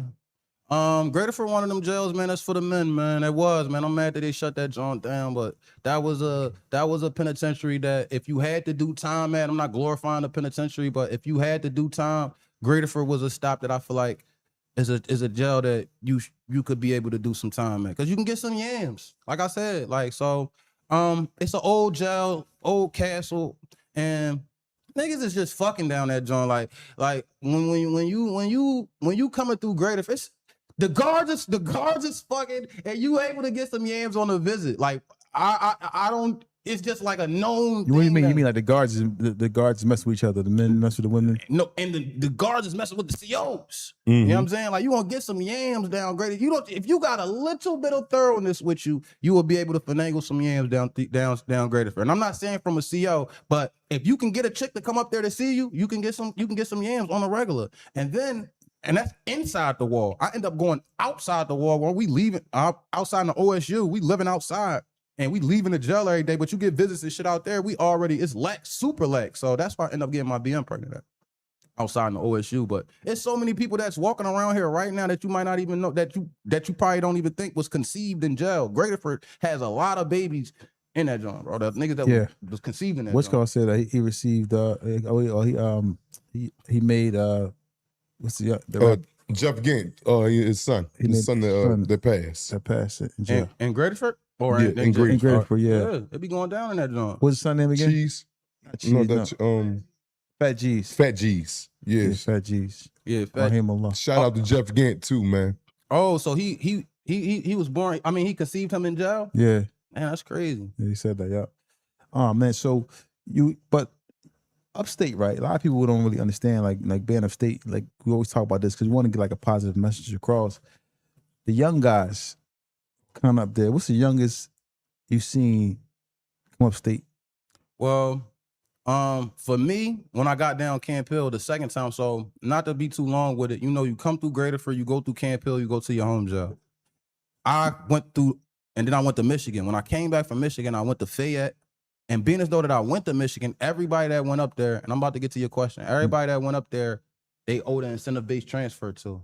So meaning when you came back, nigga, we owe you one. Because they really just snatched us up and sent us out there. Was no you was going. How was that though? Like, just I don't want to go out. I didn't want to answer the question, but how was that? Like, was it like the middle of the night? Just can y'all got to go or? So that's a good question. That's a crazy how how it happened. Like we had been hearing the rumors in the jail for a while now, like that they was going, but it was rumors. So we ain't really think nothing of it. So the night before they actually came and got us and shit, though, my man, he stopped and told me, like, yo, you know they got some buses outside and shit. I'm coming from a basketball game. He like, yo, you know they got some buses outside. They shipping niggas off to Michigan in the morning. I'm like, hey, whatever. We've been hearing that shit for months. So my celly, he work in the kitchen in the morning time. So usually when I wake up in the morning to offer wudu and, you know what I'm saying, pray and all that shit, he be gone. But this particular morning, he was still there. So he like, yo, they been coming to grab niggas off the block all morning. So I'm like, yeah. So I slide on the door, see what's going on. They end up grabbing my man Reef. He got the will too. Shout out my guy Sharif Jones, West Philly. They grabbed him first. And when he came back, he called me like, yo, Tex. But before I could like really get into a conversation, the sergeant and two guards come around to my cell, like, yo, slide your ID out. I'm like, I'm thinking they playing because the guard boy be playing around. I'm like, it's gonna be all right, slide your ID out. Slide my ID out and shit. They open up the little bean slot, like cuff up, you know what I'm saying? Cuff up and shit, take me down to the unit manager office, hand me a paper. Yeah, you've been drafted to go drafted. Wow. You've been drafted to go to the Michigan, participate in the Michigan program. It's non-optional. You will be going and et cetera, et cetera. Da, da, da, da, da.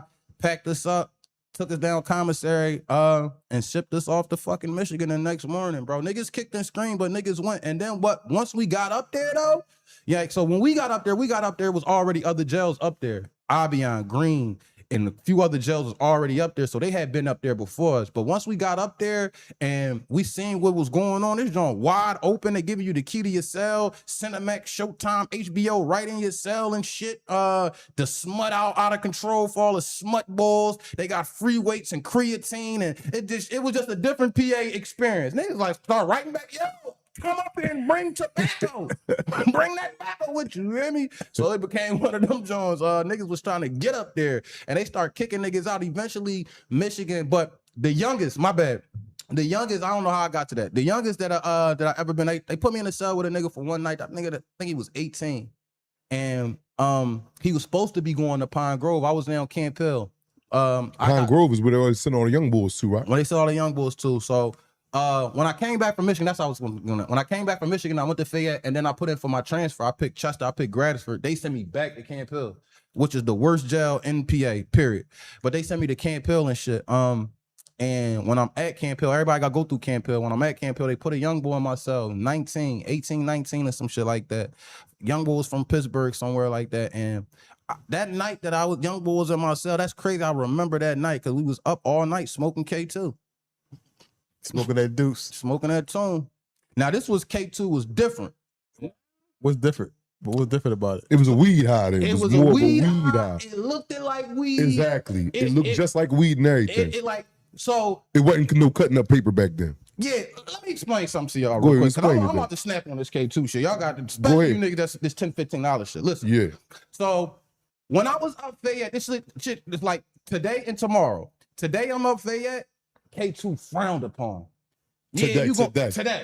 Everybody, I'm talking about, you gonna go home and check from K2 like that's the running bid. Mm-hmm. You smoke K2, this, that, and the third, like what the fuck? That's like smoking crack. Right. It's taboo. Mm-hmm. The very next day I get to Camp Hill, everybody smoking this shit. My old heads is passing it to me. Everybody smoking it. So I'm like, what the fuck? In that jail, everybody was like, it just ain't hit up there yet. You know what I'm saying? The wave ain't touched up that joint yet. So boom, I get to Camp Hill, this shit flooded. I'm talking about Camp Hill, the most floodedest jail in the state. It's the worst jail, the most floodedest jail. But it's flooded with that shit. Niggas are just giving you handfuls of that shit. So I smoked that shit for the first time. It's a weed high. You know what I'm saying? Like it's a weed high, but I don't think it lasts this long. It's slightly different. Smell a little different. But when you chasing the high in that joint, you gonna smoke that K2. Mm-hmm. Now I don't know what the fuck they doing. Did you ever have it? Did you ever have it now? That's Fuck how it no. is now. The Dooney Boom, what they call it, the When you gotta cut it up into no, 1,000 pieces. and sprinkle it in a tea bag. Yeah, That's just too much, bro. yeah. That's too much. Like lighting some dope, lighting a spoon on fire or something, bro. Like that's just too much. And like I said, I got guys in there, so I don't want to say too much on this joint, but bro, they spraying this shit with wet roach spray, cat piss, everything you could think of, bro. These niggas is fiends. I don't have $10, $15 for 6 of you niggas. Let me ask you, bro. that's how you, from you being on the street and being in there, how do you identify the niggas that want dupes? $10, $15 every day. That's clear indicator. The first telltale sign. And what they want it? They want it on their books. They want you to cash that shit to the number that's calling you or Apple Pay or something like that. Yeah, and they get mad. So you had to get hip though, like, oh, I see what you niggas is doing. I said the same thing because listen, I got people calling me, yo, you like these guys, like yo, can you send me just send the money to this number right here on the phone. The excuse they say is, no, he got a store in here. Right. That's they lie. I'm hungry. I'm trying to run the store, bro. I just got out the hole, nigga. Hey, I mean, you got a commissary bag from before you went to the hole on the way. Then, hey, you be all right, bro. But no, I'm serious, real quick, because my guys watch this shit, and I got a lot of COs that watch my content, and they be tapping in with the people that's in there. So I want y'all to deliver this message to me, bro. For you, yeah. Seriously, like I'm dead serious, bro. Saygo Media, bro. We just got a whole new storefront. I'm trying to do something bigger for y'all, bro. I'm trying to get y'all the upstate reunion and bring resources and shit to the community, bro. I don't got $15, $20, $30 a day for Smithville, Housedale, Fayette, Cole Township, and Phoenix every day, bro. I'm getting calls from all these jails every day. I don't have it. I don't got it. Yeah, I get it. I feel you. Not for that anyway. I told him no. I told everybody, I said, I put money on your books, no more cash apps. You need me to go holler at the lawyer or go put some Chat GPT shit? Because that's another thing. I didn't know that they was putting their cases in Chat GPT. Yes, I didn't know that. Yo, they is right, and but niggas, they winning with these joints. The Chat GPT is putting together some immaculate briefs. You know what I'm saying? Like I'm always had me do the reread it. I seen him on a video visit. He put the speaker by the phone. Nigga went and read his whole situation into Chat. Chat put that nigga a crazy brief in that joint. So when I talked to my guy, Big Dog, shout out Big Dog. Big Dog gave his time back too. He home now. Shout out Vincent Turner, my guy. Shout out Ron Lowe too. Ron Lowe home too. I got a lot of shout out, but Ron Lowe gave his time back. Stay free. He just did a joint in the Philadelphia Inquirer. Salute Ron Lowe. But when they gave their time back, I just lost my train of thought. And I was about to go. What I was talking about? No, you was talking about I'm getting old. What was it talking about? Talking about the people who calling home with the asking for the deuce. Yeah, if you need something with your case, yeah, I got you. You want me to Chat GPT some shit? You need me to go holler at the lawyer board? All that's cool. YouTube chat come out on the 21st. That's when everybody getting their money from now on, bro. When the YouTube check drop, don't expect no money in between that. Utilize it wisely, bro. Fuck that shit. I ain't doing that no more, bro. I'm looking at my bank statements and Apple paying y'all $3,000 in. Nigga, I gotta get the ceiling done, floor done, all types of shit. I'm trying to help, but I ain't got 10, 15 for y'all every day. I'm like, damn, I'm trying to get back. See, he's trying to get married. Nah, I told him no, man, because I got hip to it. Because I'm like, and also what they did, they just indicted some people on that joint. You saw that? They indicted the people that was receiving the cash apps. They said it was a drug. It was like a operation. Yeah. And they checking them joints, shut niggas. They doing that on the streets though too. A lot of niggas are cash apps and Apple Pays be getting investigated and watched out here because niggas, man, listen. Yeah, I'm cool. I'm cool on that, man. Y'all get one shot a month. I got y'all. If you want me to Apple Pay, do you want to spend your 25 or your 30 this month on K2? Go ahead. I don't care. But that's the only, don't call me no more for it. Yeah, why think they on it? Because they say it's like an out of mind or out of body. It's not even that. It's niggas do it solely to escape what they going through right then at the time. And I feel them. I feel them too. But I just ain't going to that extent. Me neither. I'd rather beat my dick or go to the yard and work out all day. Everybody got their own addiction, what they doing in there. Fucking a boy, getting high, motherfucking snorting heroin. Everybody got, you in there with some type of addiction to escape reality of this goddamn penal system. You got a twist in that joint. You definitely got a twist. Me, personally, I was getting high. Weed was a thing in that joint. Like, it was weed though. You know what I'm saying? We was I was drinking in there. Yeah, I was making you- wine, drinking good. You vicious hooch boy. Vicious. All right. White lightning and everything off the top. Get it to me. And I don't condone that. We're not up here. We're telling you what we went through. And if you go to jail, you think this is going to be some meat. No, nigga will get drunk and slide up on your ass and ask you about them cheeks. Yeah, for real. At an alarming rate. Not on duty, but it's real. Hey yo, if y'all don't think them gay, so on my channel, the Gangsta Booty Warriors series is a fan favorite over there, and Fan favorite. they funny, but they real, y'all. Super real, man. They don't even know that where we come from. Not even where we come from, but when we tell this, it don't come out to be. We're not trying to be funny, But it's but just it's funny. Like, are you serious that happened? Because you don't see it on the street. And there is nothing. Let me ask you this, Tex. yeah. How I respect, like me and my brother, we have a, going back and forth and how his feelings be towards the LGBT community. Like, he don't hate them and want them to die, but he just don't want to, sit. Me, my makeup is, it's everyday. I'm embedded with an indoctrination that's not taught in the street, and that's the penal system. Mhm. And I'm like, when I see that, I could walk the yard with you and two people right there kissing, and I'll look and I won't even say nothing to you about. We still talk about our conversation. But whereas though he was there, he'd be like, yo, what you doing? I'm like, yo, chill. Nigga come over here and ask you why the fuck you smiling at him getting a kiss. So it's extremes to that though. Put your mic to you. Oh, my bad. It's extremes to that though. Mm-hmm. These niggas over there French kissing, that's none of my business. None of it. But if I shoot the basketball, or you know what I'm saying, somebody shoot the ball, so if he shoot the ball and I go grab the rebound, bounce over there, and I go to look up and it's another grown ass man horsing another grown ass man over here, I wasn't ready for that. But you still ain't gonna say, yo, what y'all doing? I know. I'm gonna be mad as shit. Like, bro, man, y'all niggas, man, I might throw the ball at y'all. So like, I'm mad as shit. That might be another time I might want to go tell on you. Like, what's up, you niggas? But that happened to me a few times upstate, yo, where I just told a story on my channel. If y'all interested, it's called the Booty Chaser Speed Run. Booty Chaser Speed Run. Booty Chaser Speed Run is the name of the prison wars that I told. And I think the title was Old Head, South Philly OG catch HIV in jail. Queen Lex. Mm-hmm. So this was Queen Lex's final act or whatever. His last hoorah. They was having vicious domestics in that joint. But long story short, they was doing this type of shit everywhere. You go in a law library and shit to go fuck with your PCRA, you turn down this aisle, he on the floor horsing this one boy, they on the floor freaking like, yo, what the fuck? You in the main yard. He topping him all off in the main yard, block yard. He don't care. He doing all types of weird shit. So I that type of shit right there was, I seen another situation, somebody got their situation took from them in the main yard, they manhood obliterated in the main yard. Now, Wow. the question was it tooken or did he give it to him? That was a long running thing for a little while going on in there, but I just mind my business. So, like, how that happened to you in the main yard? In the block yard.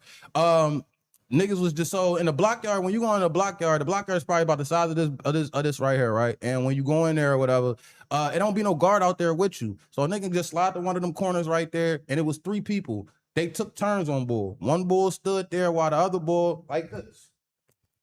One bull like this, and while they behind him doing whatever they doing, you know what I'm saying? Then when he done, he turn around, you go stand right here, and they over here doing, that's how it happened on A block. And they end up getting all them niggas. Now, they tried to say.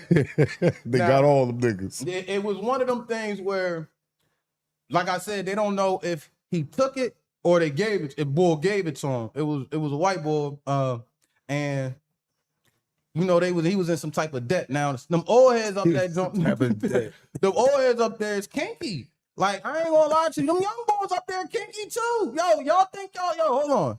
Let me listen. These niggas is freaky, y'all. They freaky upstate. Y'all be surprised some of these guys who's out here who y'all might idolize. I'm talking about hit the dog in the head 2 times, all that shit. Got 6, 4, 7 Jones, bro. I'm telling you, some of them niggas is gay. Respectfully, bro. Respect to all the gangs in Philadelphia, all these ABC gangs. You know what I'm saying? I don't want to disrespect none of them. But when you look at them niggas, some of them niggas is about to be gay in 10 years. I say the same thing. Some of them niggas is about to be half of them ain't really get a chance to experience a sexual intercourse yet, period. Yep. And ready to go into this belly of the beast. Just a horn dog. Horny and freaking in a frog with a mustache. I love to say that. So what do you do as a juvenile when you 14, 15, 16, 17? You ain't got no good shot yet. You know what I'm saying? You go, they give you a 30 ball. You don't know nothing about nothing. The wind blowing your dick get hard. You don't even know how to, you barely know what you like. You know what I'm saying? Let alone how to take care of a woman. Like, bro, it's just a bad John, bro. It's a bad John in that John. That's what type of shit you got to subject yourself to when you go inside them prisons, though, too.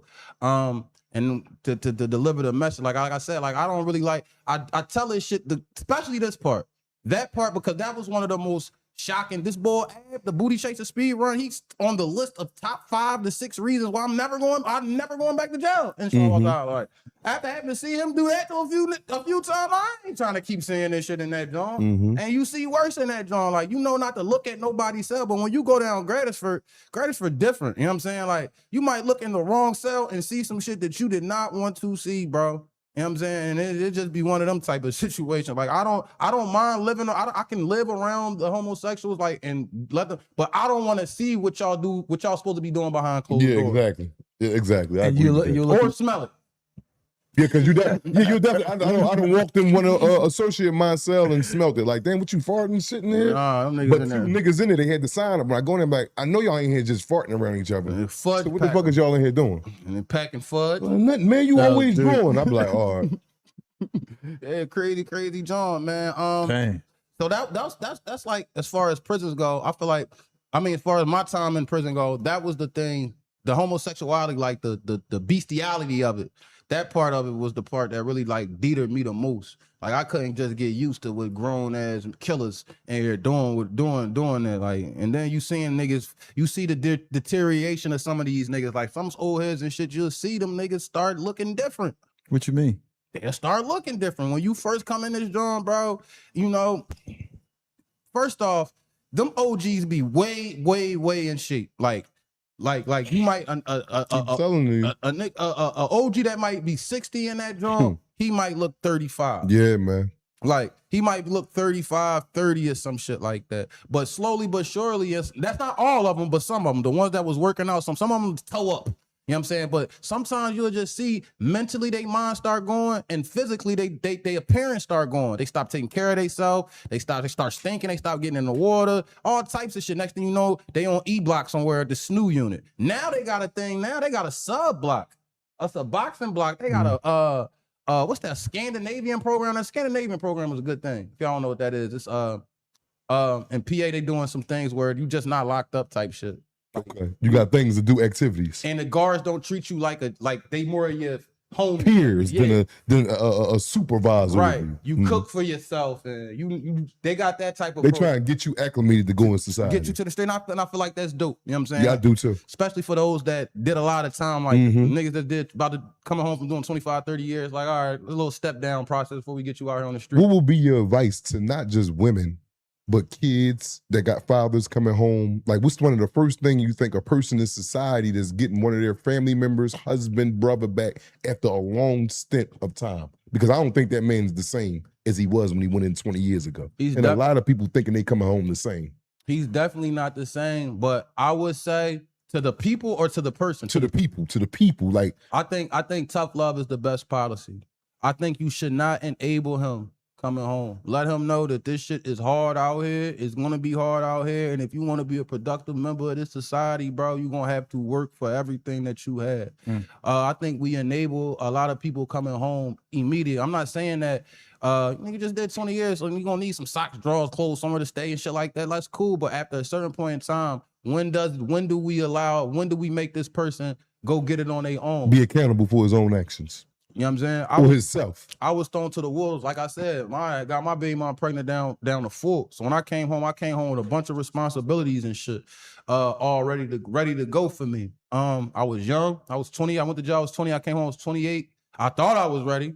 I wasn't ready for that shit. You know what I'm saying? I was cheating on her ass immediately. You feel me? I got right to it as soon as I got out of here. You hear me? And I feel bad for that. I'm not even glorifying that. You know what I'm saying? But that would be my advice though, is to not try to do whatever you can to not enable them. You know what I'm saying? Because we don't pay for toilet paper, not at least in the state. You don't gotta pay for toilet paper. I mean, so Out here, you gotta pay for that shit. Take a quick second to pay the bills. KRS Home Care.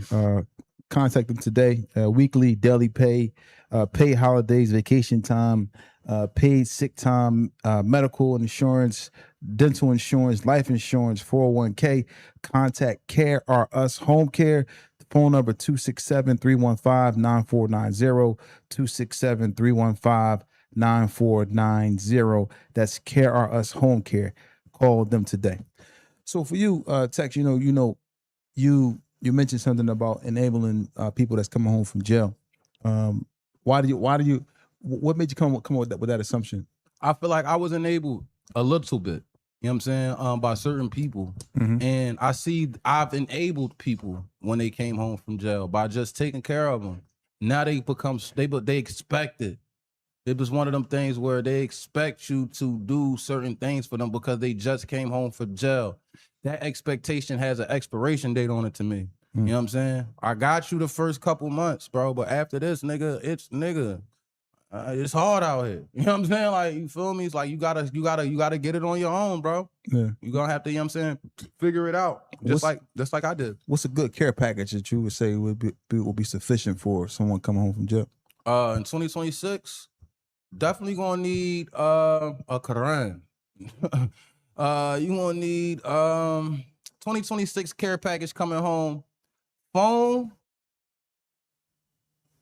I would say phone for sure, because I don't think you can maneuver without that. Can't go wrong with a dickie. Get you a dickie or two, man. Throw them on, run around like that for a couple days. You know what I'm saying? A pair of butters, a pair of routes, and about $500 to $600. Put that in your pocket, bro, and chill for the next week or two. You know what I'm saying? Fall back. That's more than you made all year last year upstate. You know what I'm saying? Yeah, you goddamn right. Go ahead and chill for a second, bro, and because there's gonna be a lot of information coming at you in the next couple of days, bro. Just sit down, slow down for a second, and process it, and then go. Work, though. One thing I did, what I did is I came home on a Thursday, Sunday, I was washing dishes already. And any of you niggas that got problem washing dishes, you didn't have problem doing that shit upstate for 19 cents an hour. So when they came on trying to pay me under the table $8 and $7 an hour, I did that shit willfully. I was going from sitting hand in Erie all the way to Media, PA, and loved every moment of it. Getting off 2, 3 in the morning, had to be right back in that joint 12 o'clock in the afternoon, going all the way out Media from Erie. So take your ass to work, bro, and work your way up. When you in jail, niggas, they gonna turn your ass into a waiter. You know what I'm saying? You're gonna be pouring water and cleaning tables. Some shit that you think you might be too good to do out here. They're gonna have your ass in that warehouse doing commissaries. You don't wanna work for Amazon, you're gonna be doing it in there. They're gonna have you fixing shit. You're gonna be an electrician, a mechanic, a plumber. All the shit that you could be doing out here for way more money, they're gonna make you do that shit in there for peanuts, bro. So you might as well just get a job anyway. Like, that's my advice to the young boys that's out here that haven't experienced the penitentiary, because you about to go up there and do some shit that you can be getting paid 50, 60, 70, 80, 90,000, $100,000 a year for. They about to pay you $700 a year. Now, we skipped over something. You're talking about the young guys that's coming in there, because a lot of young guys, we know, not just in our city, we see a lot of it in, just cities all around the U.S. Some areas or some regions are worse than others. But the young guys that's coming into these federal and state pens, not understanding what they're up against. Nope. And they out here running around shooting and killing and doing whatever they're doing. But when they get upstate, it's like a whole different ballgame. What is some of the, if you could tell us a story, there wasn't any story you saw where you saw like a young guy come there and just get obliterated by the system, the prison system? I got one, and this is a good friend of mine. This is my man. This was my celly. This was my guy. Shout out West Philly's own Antonio Coulter. Got a real high profile case too. Tone shot a cop back in 2007. I'm not sure if y'all remember the cop Richard the Coatsworth, but he ended up getting a cop shooting for that. And they sentenced him to 36.5 to 72 years. So, well, he took a deal for 36.5 to 72 years. So he taking some pressure from his family, from his quote unquote girlfriend at the time, and not doing his due diligence while he was in the county fighting the case, just trying to get through it. And he just got a raw deal. Pause. When he caught his cop shooting, he was one of the first ones to catch a cop shooting. And then after that, a bunch of cops start getting shot. You know what I'm saying? So he was the first one to come around for court. So they gonna make an example out of you, nigga. Oh yeah, we got you first. All right. We ain't 36 and a half to 72. We ain't never coming off of that. Nigga, you might as well go to trial and lose.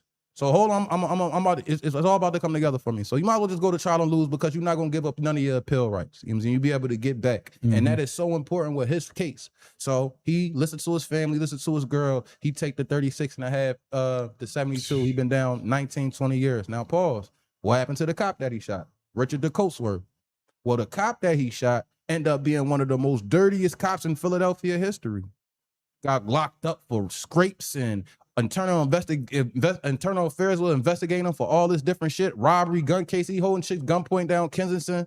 All this goofy shit. Richard DeCoatsworth. This is his name. He a criminal just like us. Criminal. But you can't be no criminal and be no cop. Exactly. You can't. He lied to me. He lied on our man. Tony said Tone hopped out the car, turned around, shot him in the face. Tone never been locked up before. This was his first case. This was his first time. Now granted, it's a cop shooting, but it sounded about right. Just like Tone, when he hopped out the car, he was scared. He ran, let the shotgun go without even looking type shit. Right. Grazed the cop in his face. Grazed Richard DeCoatsworth, officer, former officer, all in this shit. Cop chasing down booking. So after that, though, is when it came out that the cop was already dirty, though. The cop had been dirty. A bunch of stories had came out after all this shit, but he get locked up or whatever. And everybody that was on his case, this is to answer your question. Everybody that was on his case, that cop, you get some rhythm now. So if that dirty cop locked me up and now it comes out that he was doing all this dirty shit, I get to actually go back into the courts like, hold on, this nigga's not credible. This court appointed official y'all just appointed, this is what he doing? Nah, hell no, he on my case too. So all them people's got rhythm. They all got some time back, new trials, except for what? The guy who took that deal. Everybody that takes that deal. When you take the deal, you give up so many of your appeal rights. So in the feds, your appeal rights is over with. It's a done bun. So he took the deal. He's sitting up there doing a 36 and a half to 72, and it's not been easy for my man. So I was a celly. I wouldn't say that the penitentiary obliterated him because he's definitely up there John Hole and standing tall or whatever, but you could tell, bro, that he one of them. He never been locked up before. This was his first arrest, a cop shooting. Damn. 36 and a half years, see you. 36 years, see you. Our birthday's a day apart, anniversary's a day apart. 12th on the 13th. It's really my man though. Like this a touchy joint with me because that's my guy. I seen him cry. You know what I mean? I didn't cry in my arms about this shit. Like, this is my guy. You know what I mean? So just knowing this niggas like him sitting in that joint, you know what I'm saying? And shooting a cop, you deserve to go to jail, whether it was accidental or not. You know what I'm saying? I'm not sitting here, I'm all for law and order at this stage of my career, of my life. I get it. You know what I'm saying? There's consequences to your actions. So I'm not sitting here to saying that he don't deserve to go to jail, right? But I just feel like 36 years was excessive. And especially knowing that this cop lied on him and was out here doing all these horrific, horrendous things. My man been down going on a dub. Let that man go. Let me ask you this. I'm glad you said that, man, because, we always, bring up how you become friends with a person in jail. And I tell people that I made friendships with jails that I got better friendships with family of mine. Family of mine. My best relationships right now is all people that I was in jail I'm with. talking about never knew them before until you got to jail. They're my best relationships right now. Why you think that is? Because y'all got to go through that pain together. Y'all going through that beast together. Y'all see things. Me and all my cellies that I was in the cell, except for some of the freak boy Tay, he's still up there doing that dub though. He's getting short too, that ironically. But we all like this. They pull up on me all the time. Like, that's a brotherhood. And it can't be broken. We handle. It can't be broken. Listen, I had a situation with a friend of mine, right, who I known over 30 years today. Like a situation, you know what I'm saying? And that particular situation, right, I would not have had with nobody I was locked up with because we would have just handled it differently. Exactly. You know what I mean? We would have just handled it totally differently. And that's what I mean. Just my closest people that are around me, everybody, my whole circle for the most part, is all niggas who I was in jail with or did some type of penitentiary time with. And I don't plan on changing it neither. I just like it like that. Yeah, I like it like that too. I got a bunch of men that I'm cool with. And that's not no shade to all my childhood friends and people that never, that's not no shade to y'all. That's just where I'm at with it right now, man. Everybody living, I love everybody, but them my guys, bro. I love them niggas to death. You know what I'm saying? Like, all right, they can call on me for anything I can call them. That's for all my friends, but it's just right now, bro, I'm fucking with the jails. Let Let me ask you this also. Right. Is there a difference between respect from the street respect, like out here, like how you riding past, a motherfucker might blow a stop sign or whatever? You know, that's all do with respect. Right. Who do you think carry a better respect, the society or prison? For me right now, I can't speak for everybody else, but for me, we ain't even touch the battle rap shit.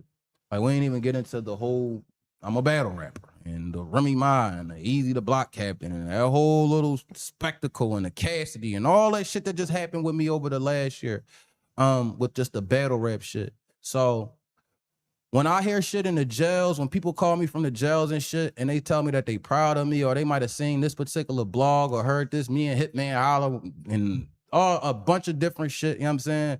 That type of, or I call and I mean, they call me like, yo, the CO came to my cell 2 o'clock in the morning, like, yo, they said you was holding me down and out that joint. Like that happens a lot. COs and shit pull up on me and shit like that. People call home. So I do love that. Like that does something for me because like I think I value that a little bit more, but I ain't gonna lie, bro. Having a random, it happens so much too. Like random people just be pulling me, yo, I fuck with your shit. Keep it going, bro. Like keep going, like to the point. Sometimes, whoa, yeah, you know what I'm saying? Like, but it be all love. Like I like that, so I like them both. But the jails is who I really do it for, man. Because it's harder for. I feel like reaching them in there is a little bit more difficult than it is out here. So no, I don't think you understood the question I asked you. Oh, my bad. Tex. Well, ask again. I'm sorry. I asked you respect. Is respect given more in jail in than jail. it is society? In Okay, jail. that's what exactly. It's too much structure. It's law and order in jail. It's real I'm talking stuff. about without the police. Yeah, it is what it is, nigga. You come in this cell, you're not supposed to be in this cell, nigga. You know what's gonna happen to you. It's real simple. Like everything is literally right there. The law in the out here, bro, it'd be a lot of goofy shit. Niggas want to spend it. It's a bunch of gray area. Oh, the way they talk to each other. Oh, a bitch this. Oh, nigga ain't SMD, suck my and all this. You never saying that to no man up there. Bro, suck my dick. I had a battle rap incident not too long ago, and shout out to Riggs. Riggs is my man, but we promo in the battle. You know, battle rappers, we argue, we talk shit to each other. Sometimes they get a little heated. Oh, you a bitch, you a pussy. I can handle that. You know what I'm saying? Especially if I know it's all entertainment and I'm getting money for this shit. Y'all paying me. I'm contracted. It's saying a contract that this is, all right, cool, right? But the nigga said to me, shut up, bitch, and hold my pocket. Sitting. You hear me? I went on a week. I'm talking about nigga. I was on every platform disrespecting the Bloods. After that, like I was hot. That nigga sent me when he said that because I don't think he understood what he really was saying. Not first off, you disrespecting yourself, but I done seen niggas get tagged behind some shit like that in jail. Like what? Hold your pocket. Do you actually know what that means, nigga? I was hot. What does that mean for people out there who don't know? Nigga, that mean if a nigga tell you to hold their pocket, bro, that basically what he's telling you is, nigga, bust it open. You his bitch. He fucking you. He's you his. You know what I'm saying? And you gonna walk around. That's a penitentiary thing. That's an old school penitentiary thing where a nigga that's possessed by another man walk around holding his pocket, walking around the yard. That's how you know that this one particular homosexual was taking already. So when Riggs told me that shit, I lost it. You hear? Huh? I went crazy for about a week straight before the battle. Had him scared and shit. He ain't show up to the face-off and all types of shit. I was tripping. I was in my bag. You hear me about that? But I had to learn how to separate the two with that too, just the entertainment aspect of it and the battle rap side of it too. Like, it's hard. It's hard sometimes, bro. It's hard. That battle rap shit is not even, I don't know. It's hard, bro. How did you get into battle rapping? Penitentiary. All this shit come full circle. So I was battle rapping in the penitentiary too. And not to be long-winded, I lose a big battle in the penitentiary, a real big battle, 400 or 500 people out in the yard battle. Shout out to Top Shot of Bucks, Brickyard's my guy. Top Shot of Bucks beat me in jail. Top Shot of Bucks had a bunch of time though.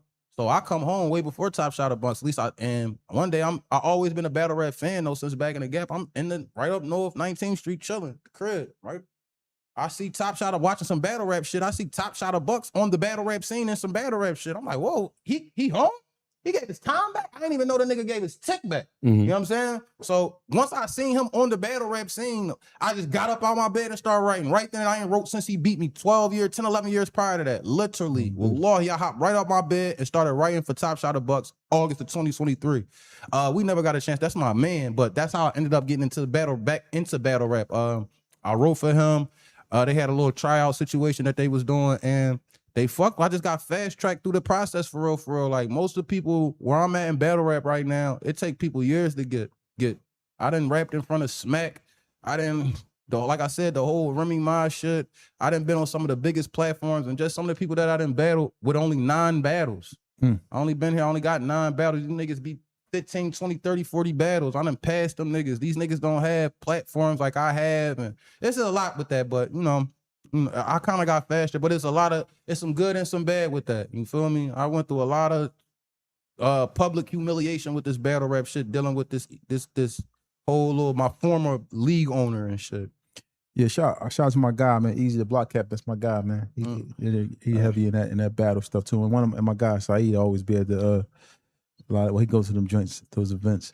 Now for you, right? We probably about to get to this phone lines game. The phones, we good on the phones? Tawfiq, as far as the connection? But we about to get to the phone lines in a minute. But before we get to the phone lines, man, I just want to ask you, if you could, just give a message to those out there, man, who are looking to break law, man. If you're looking to break the law, bro, be able to stand on your own 10, first and foremost. First and foremost, just know you did it. Not nobody else. You did it. You know what I'm saying? So if you want to tell the police anything, tell them that you did it. If you don't want to tell the police anything, which is the best option, don't tell them nothing. You know what I'm saying? But if you are going to tell them anything, just tell them you did it. And don't get nobody else jammed up. Second off, when you go into that joint, bro, expect the worst.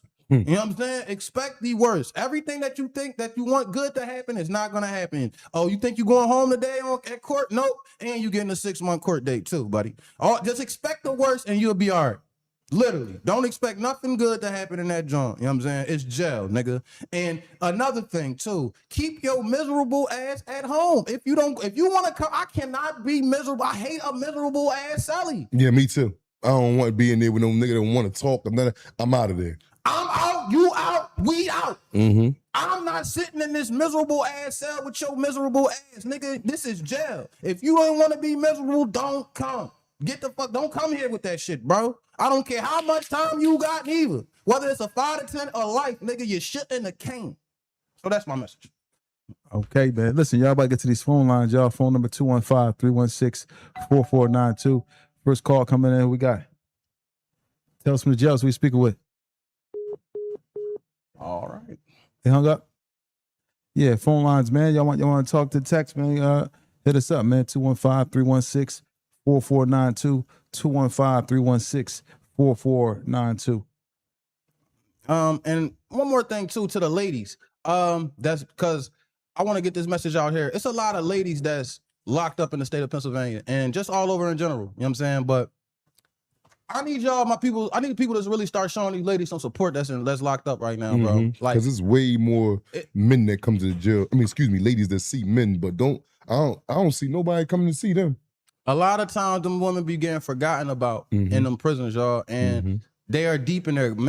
Muncie, Cambridge Springs, Dansbury, ain't that a federal job? Dansbury, yep. Ask me how I know that. Well, let's answer this call. What? Tell us in the jails who we speaking with. Fuck the world. Hello? Hello, can you hear me? Yeah. What's up? Who we speaking with? Buck the world. Assalamualaikum. Walaikum salam. Where you calling from, Buck? I'm Philly. Okay, what's going on? What can do for you? I got two. This one for Tex though. Okay, go ahead. I He's want right to here. know. So around the years, he was talking about. I was up Swiss too, so that's a step down from Pine Grove, but it's still a secure, right? So I wanted to ask him. I know around that era when I was in there, it was like a chew thing, like they was on the back of like where they stuffed the mouth at, like so that the K2 just like really being introduced. But I want to know what he think the change of it is from then to now, because back then you didn't have niggas getting naked or with the nothing like that. So how he think it changed, or like what's the difference and the effects that it had on the people and his eye? The effects is major for a few reasons. So it was some it was some side residual effects to the K2 while I was there. Niggas was falling out and having episodes, foaming out the mouth and shit like that down Camp Hill. So it was that going on. Don't get it twisted. But this shit that they doing now is more of a wet high. And the biggest difference. Shout out to TL. TL got life. He up Housedale right now. This is the biggest difference. The jail knows that they got a drug problem in there. I don't know if you, but I'll finish the question. The jail knows that they got a drug problem in there. The facilities, they know that these niggas is in that joint getting fried, and they ain't really doing nothing about it because it's keeping them out the law library. Some of them is keeping them out of trouble because they so sedated off them drugs and shit that they ain't got to deal with them as. So, bro, it's really just keeping them guys sleep. I think that's what one of the main differences is too. And they allowing so much more shit in the jail house that they got a PlayStation 5 on the block. Like, it's a lot of distractions and shit there for you. Combine that with the K2. So I think that's the biggest difference, Brody, with the K2 then and the K2 now. That shit is way harder now. Pause. They smoking wet with roach spray. That's a hard drug. You feel me? You're smoking wet. All right, no doubt. Basically, all right. And this joint for Black, right? I got a question for you. So I know a lot of times you ask the question about the lock in the sock or the knife work, right? Right.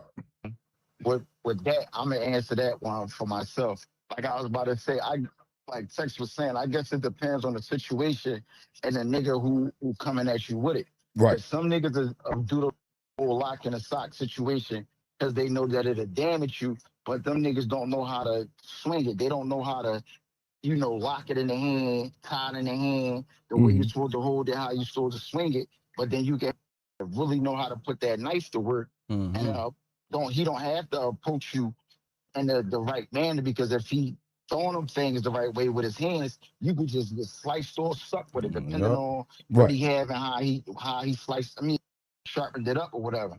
With that lock in the sock, you really have to be precise with the position and where you swing it from and how you swing it to do the damage you need to do.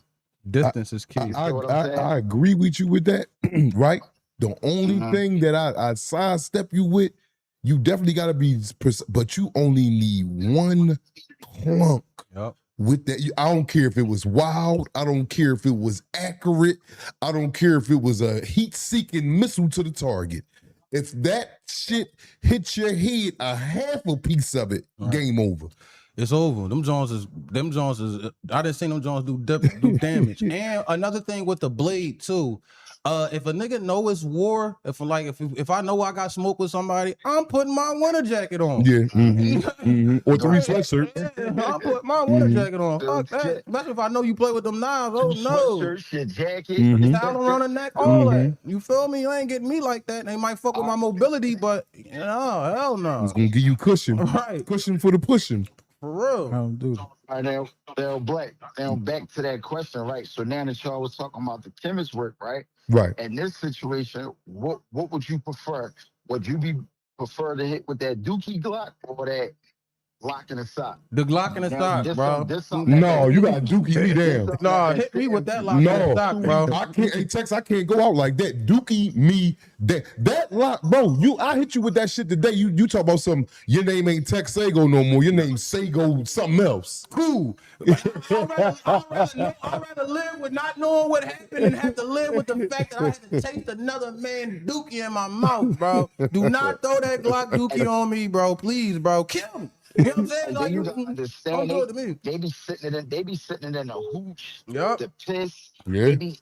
So shaving it all cream. depends on what they make it with. To make it get marinated. Shaving cream. Yeah.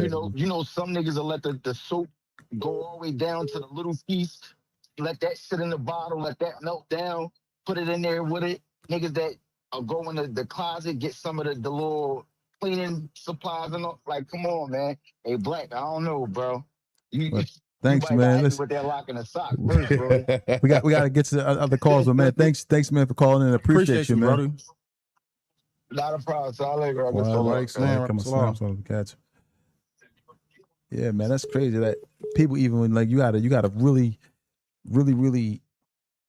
make a sound choice of which one you want to deal with. Like if the Glock Dookie this is just I'll say like liquid and fecal matter opposed to getting damaged with a lock and a sock. Like this, you rather take the lock and the sock over that. It's more You can gangster. hop in the shower. It's more. Yeah, I ain't.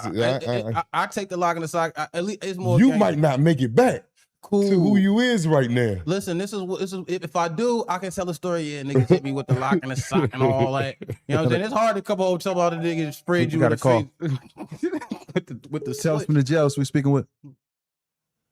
What's going on, man? This Kaz, man. I'm always out here in Florida. What's the up, deal? Cash? Shout out to Florida, man. What's up, man? Hey, man, nothing much. I just got a question for Black, man. What's up, man? Talk to me.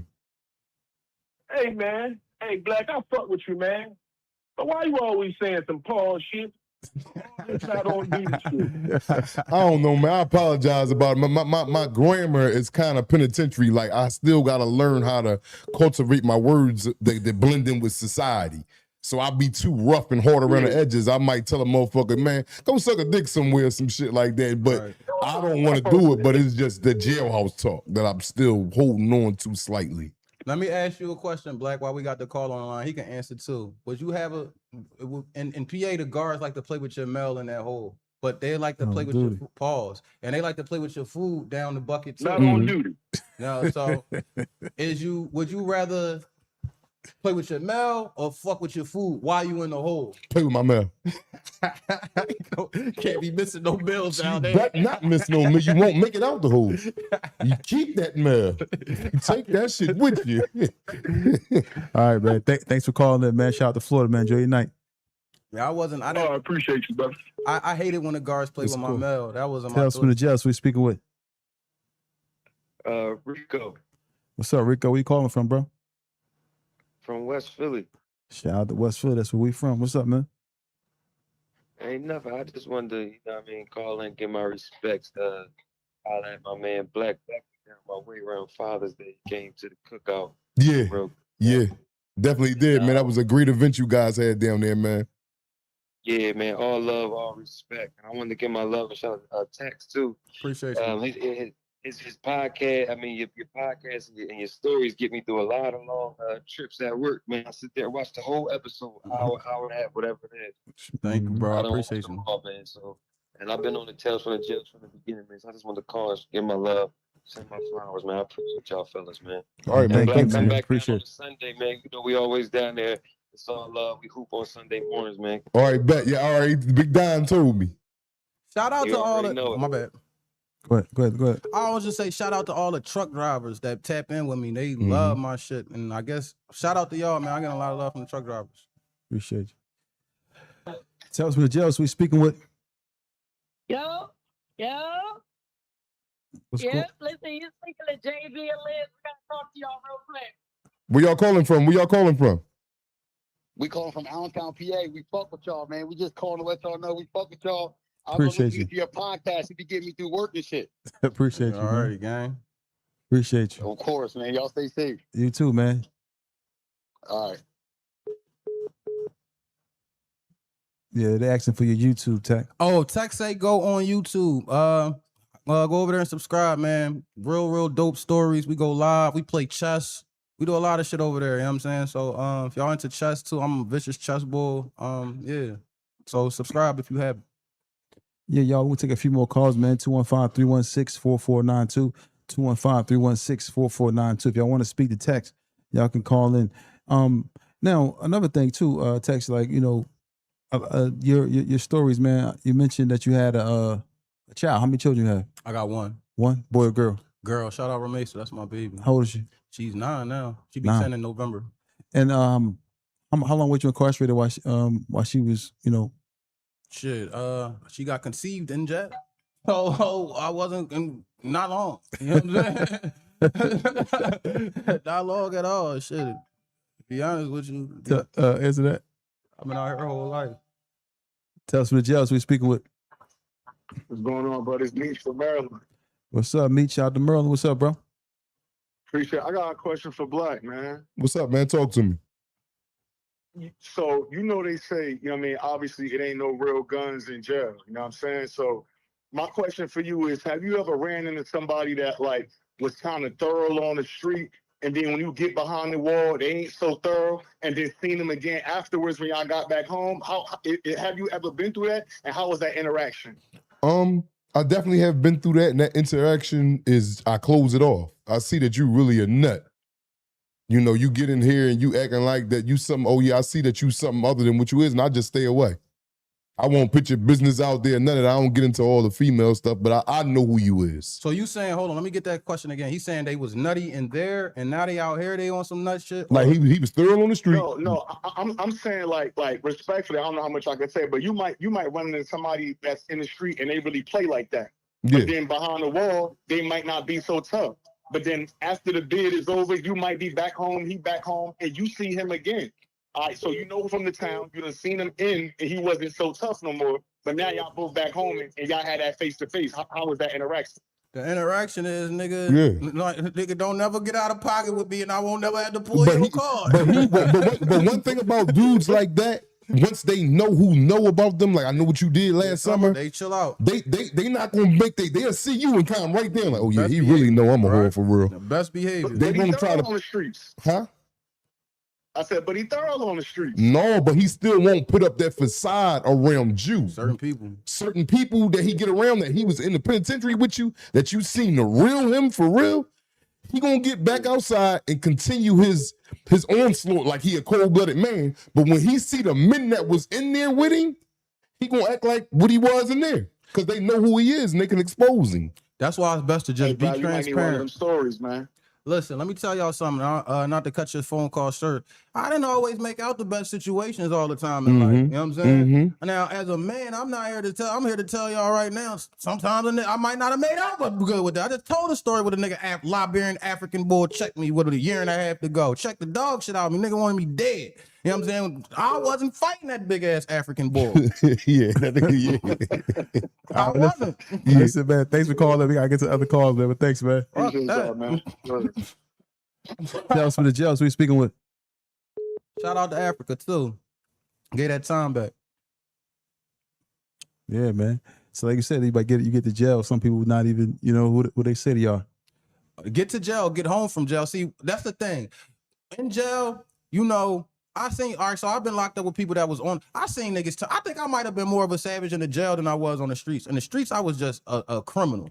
In the jails is when I think I really start getting personal with the savagery. Like in jails at one particular time, I was in my bag. Like for real. In the streets, you had to do something to me for me to really want to take it there with you. But I was all about robbing you though. Like nobody was exempt for that, but in jail it was just the violence really came. So I said that to say that that I seen people. Oh, we got another phone call. Tell us from the jails. Who we speaking with?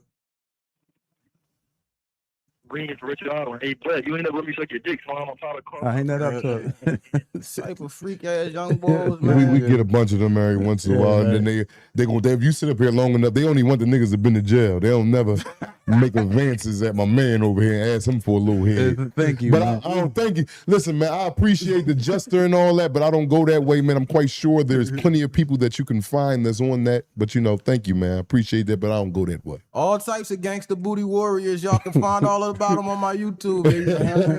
I got their information up there and all that. You know what I'm saying? Go get with them. They got something for you. Yeah, man. So listen, man, phone lines open, man. You got a few more minutes, man, before we get up out of here. 215-316-4492. 215-316-4492. And I wanted to say this too before we get out of here. The upstate reunion is something that I'm trying to put together. We're not glorifying it. It's not no big reunion for niggas that went to jail. You know what I'm saying? It will be good for people to pop out and see niggas and shit like that.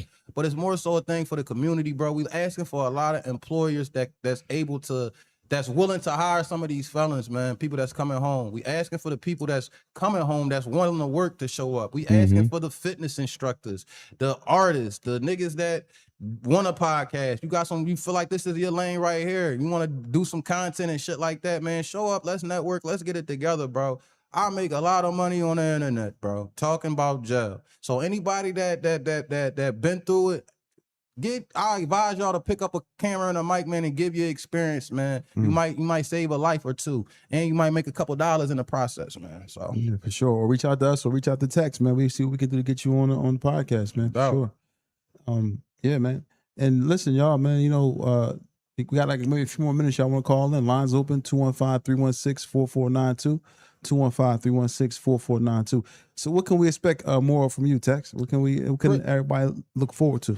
I got so much shit going on in the next couple of weeks. It's crazy. So Prison Wars, you already know that's a major thing on my channel. We upload weekly there, go live weekly. Excuse me. Keep trying to keep the stories up to date, get y'all brand new stories. We doing great over there. So if y'all looking for me, that's the first place you need to look. Is Tex Saygo on all platforms, but especially on YouTube. I got a battle coming up. Yes, I'm battling the Bulls still. August 23rd, 2 weeks from now, Battle Academy, somewhere down Germantown. I'm gonna fuck him up real quick. What's still from Philly? Yeah. So but from back in the day? Yeah, that's still. Yeah. Okay. I'm about to whoop his ass. Shout out to him though. He good dude, good kid. Then Saygo Media, man, we getting a new building in the next week and a half, 2 weeks, bro. So it's gonna be a new centralized little area for everything, for the Prison Wars, for the we working on a podcast, for all my people that's just been tapping in, for the jails. We just gonna have one centralized hub. You know what I'm saying? Where everybody can just come, you know what I'm saying, and we can all connect from there. And yeah, man. Shout out to YD at 267 with the donation. Tell us, Judge, we speaking with.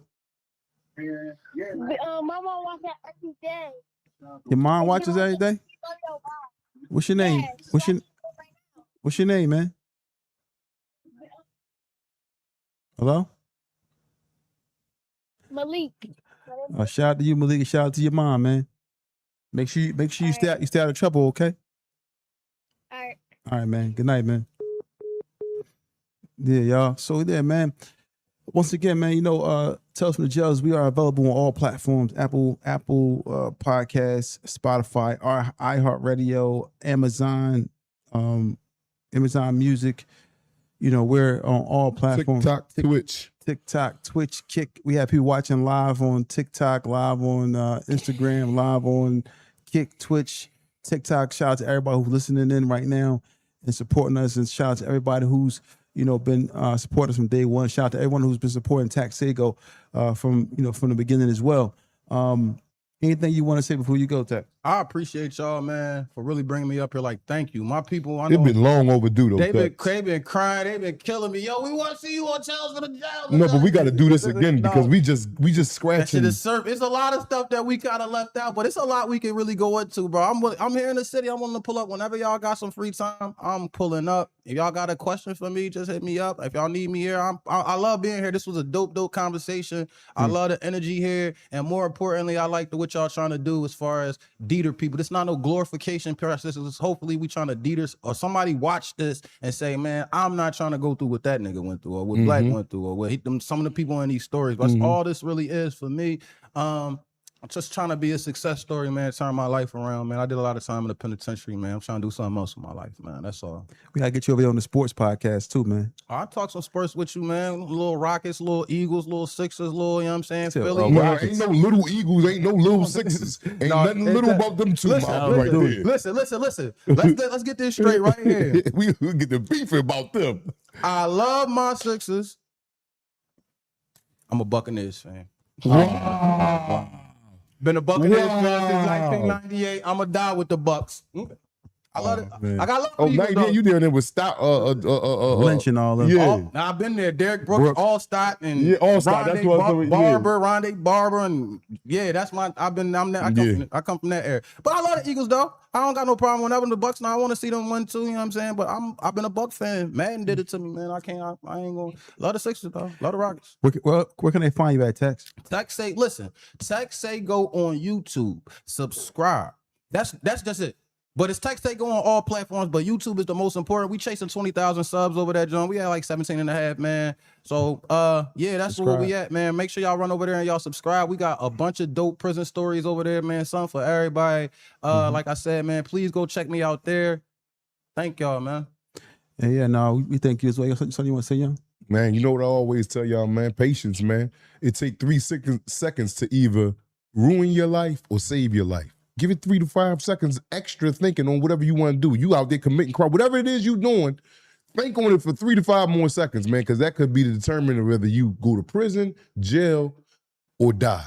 And we gotta get you on Uncut. We're gonna bring you back, shoot an Uncut episode, man, where y'all can really go crazy. I got some shit for you. Yeah, so yeah, man. So once again, thank y'all for tuning in. Shout out to TNS Media Group and Partners USA, and thank everybody for tuning in. Don't forget to go follow our other page, TBISC, the best in sports entertainment, and don't forget to follow us on Instagram as well. If you don't follow us on Instagram, thank everybody who's been tuning in and a part of the show.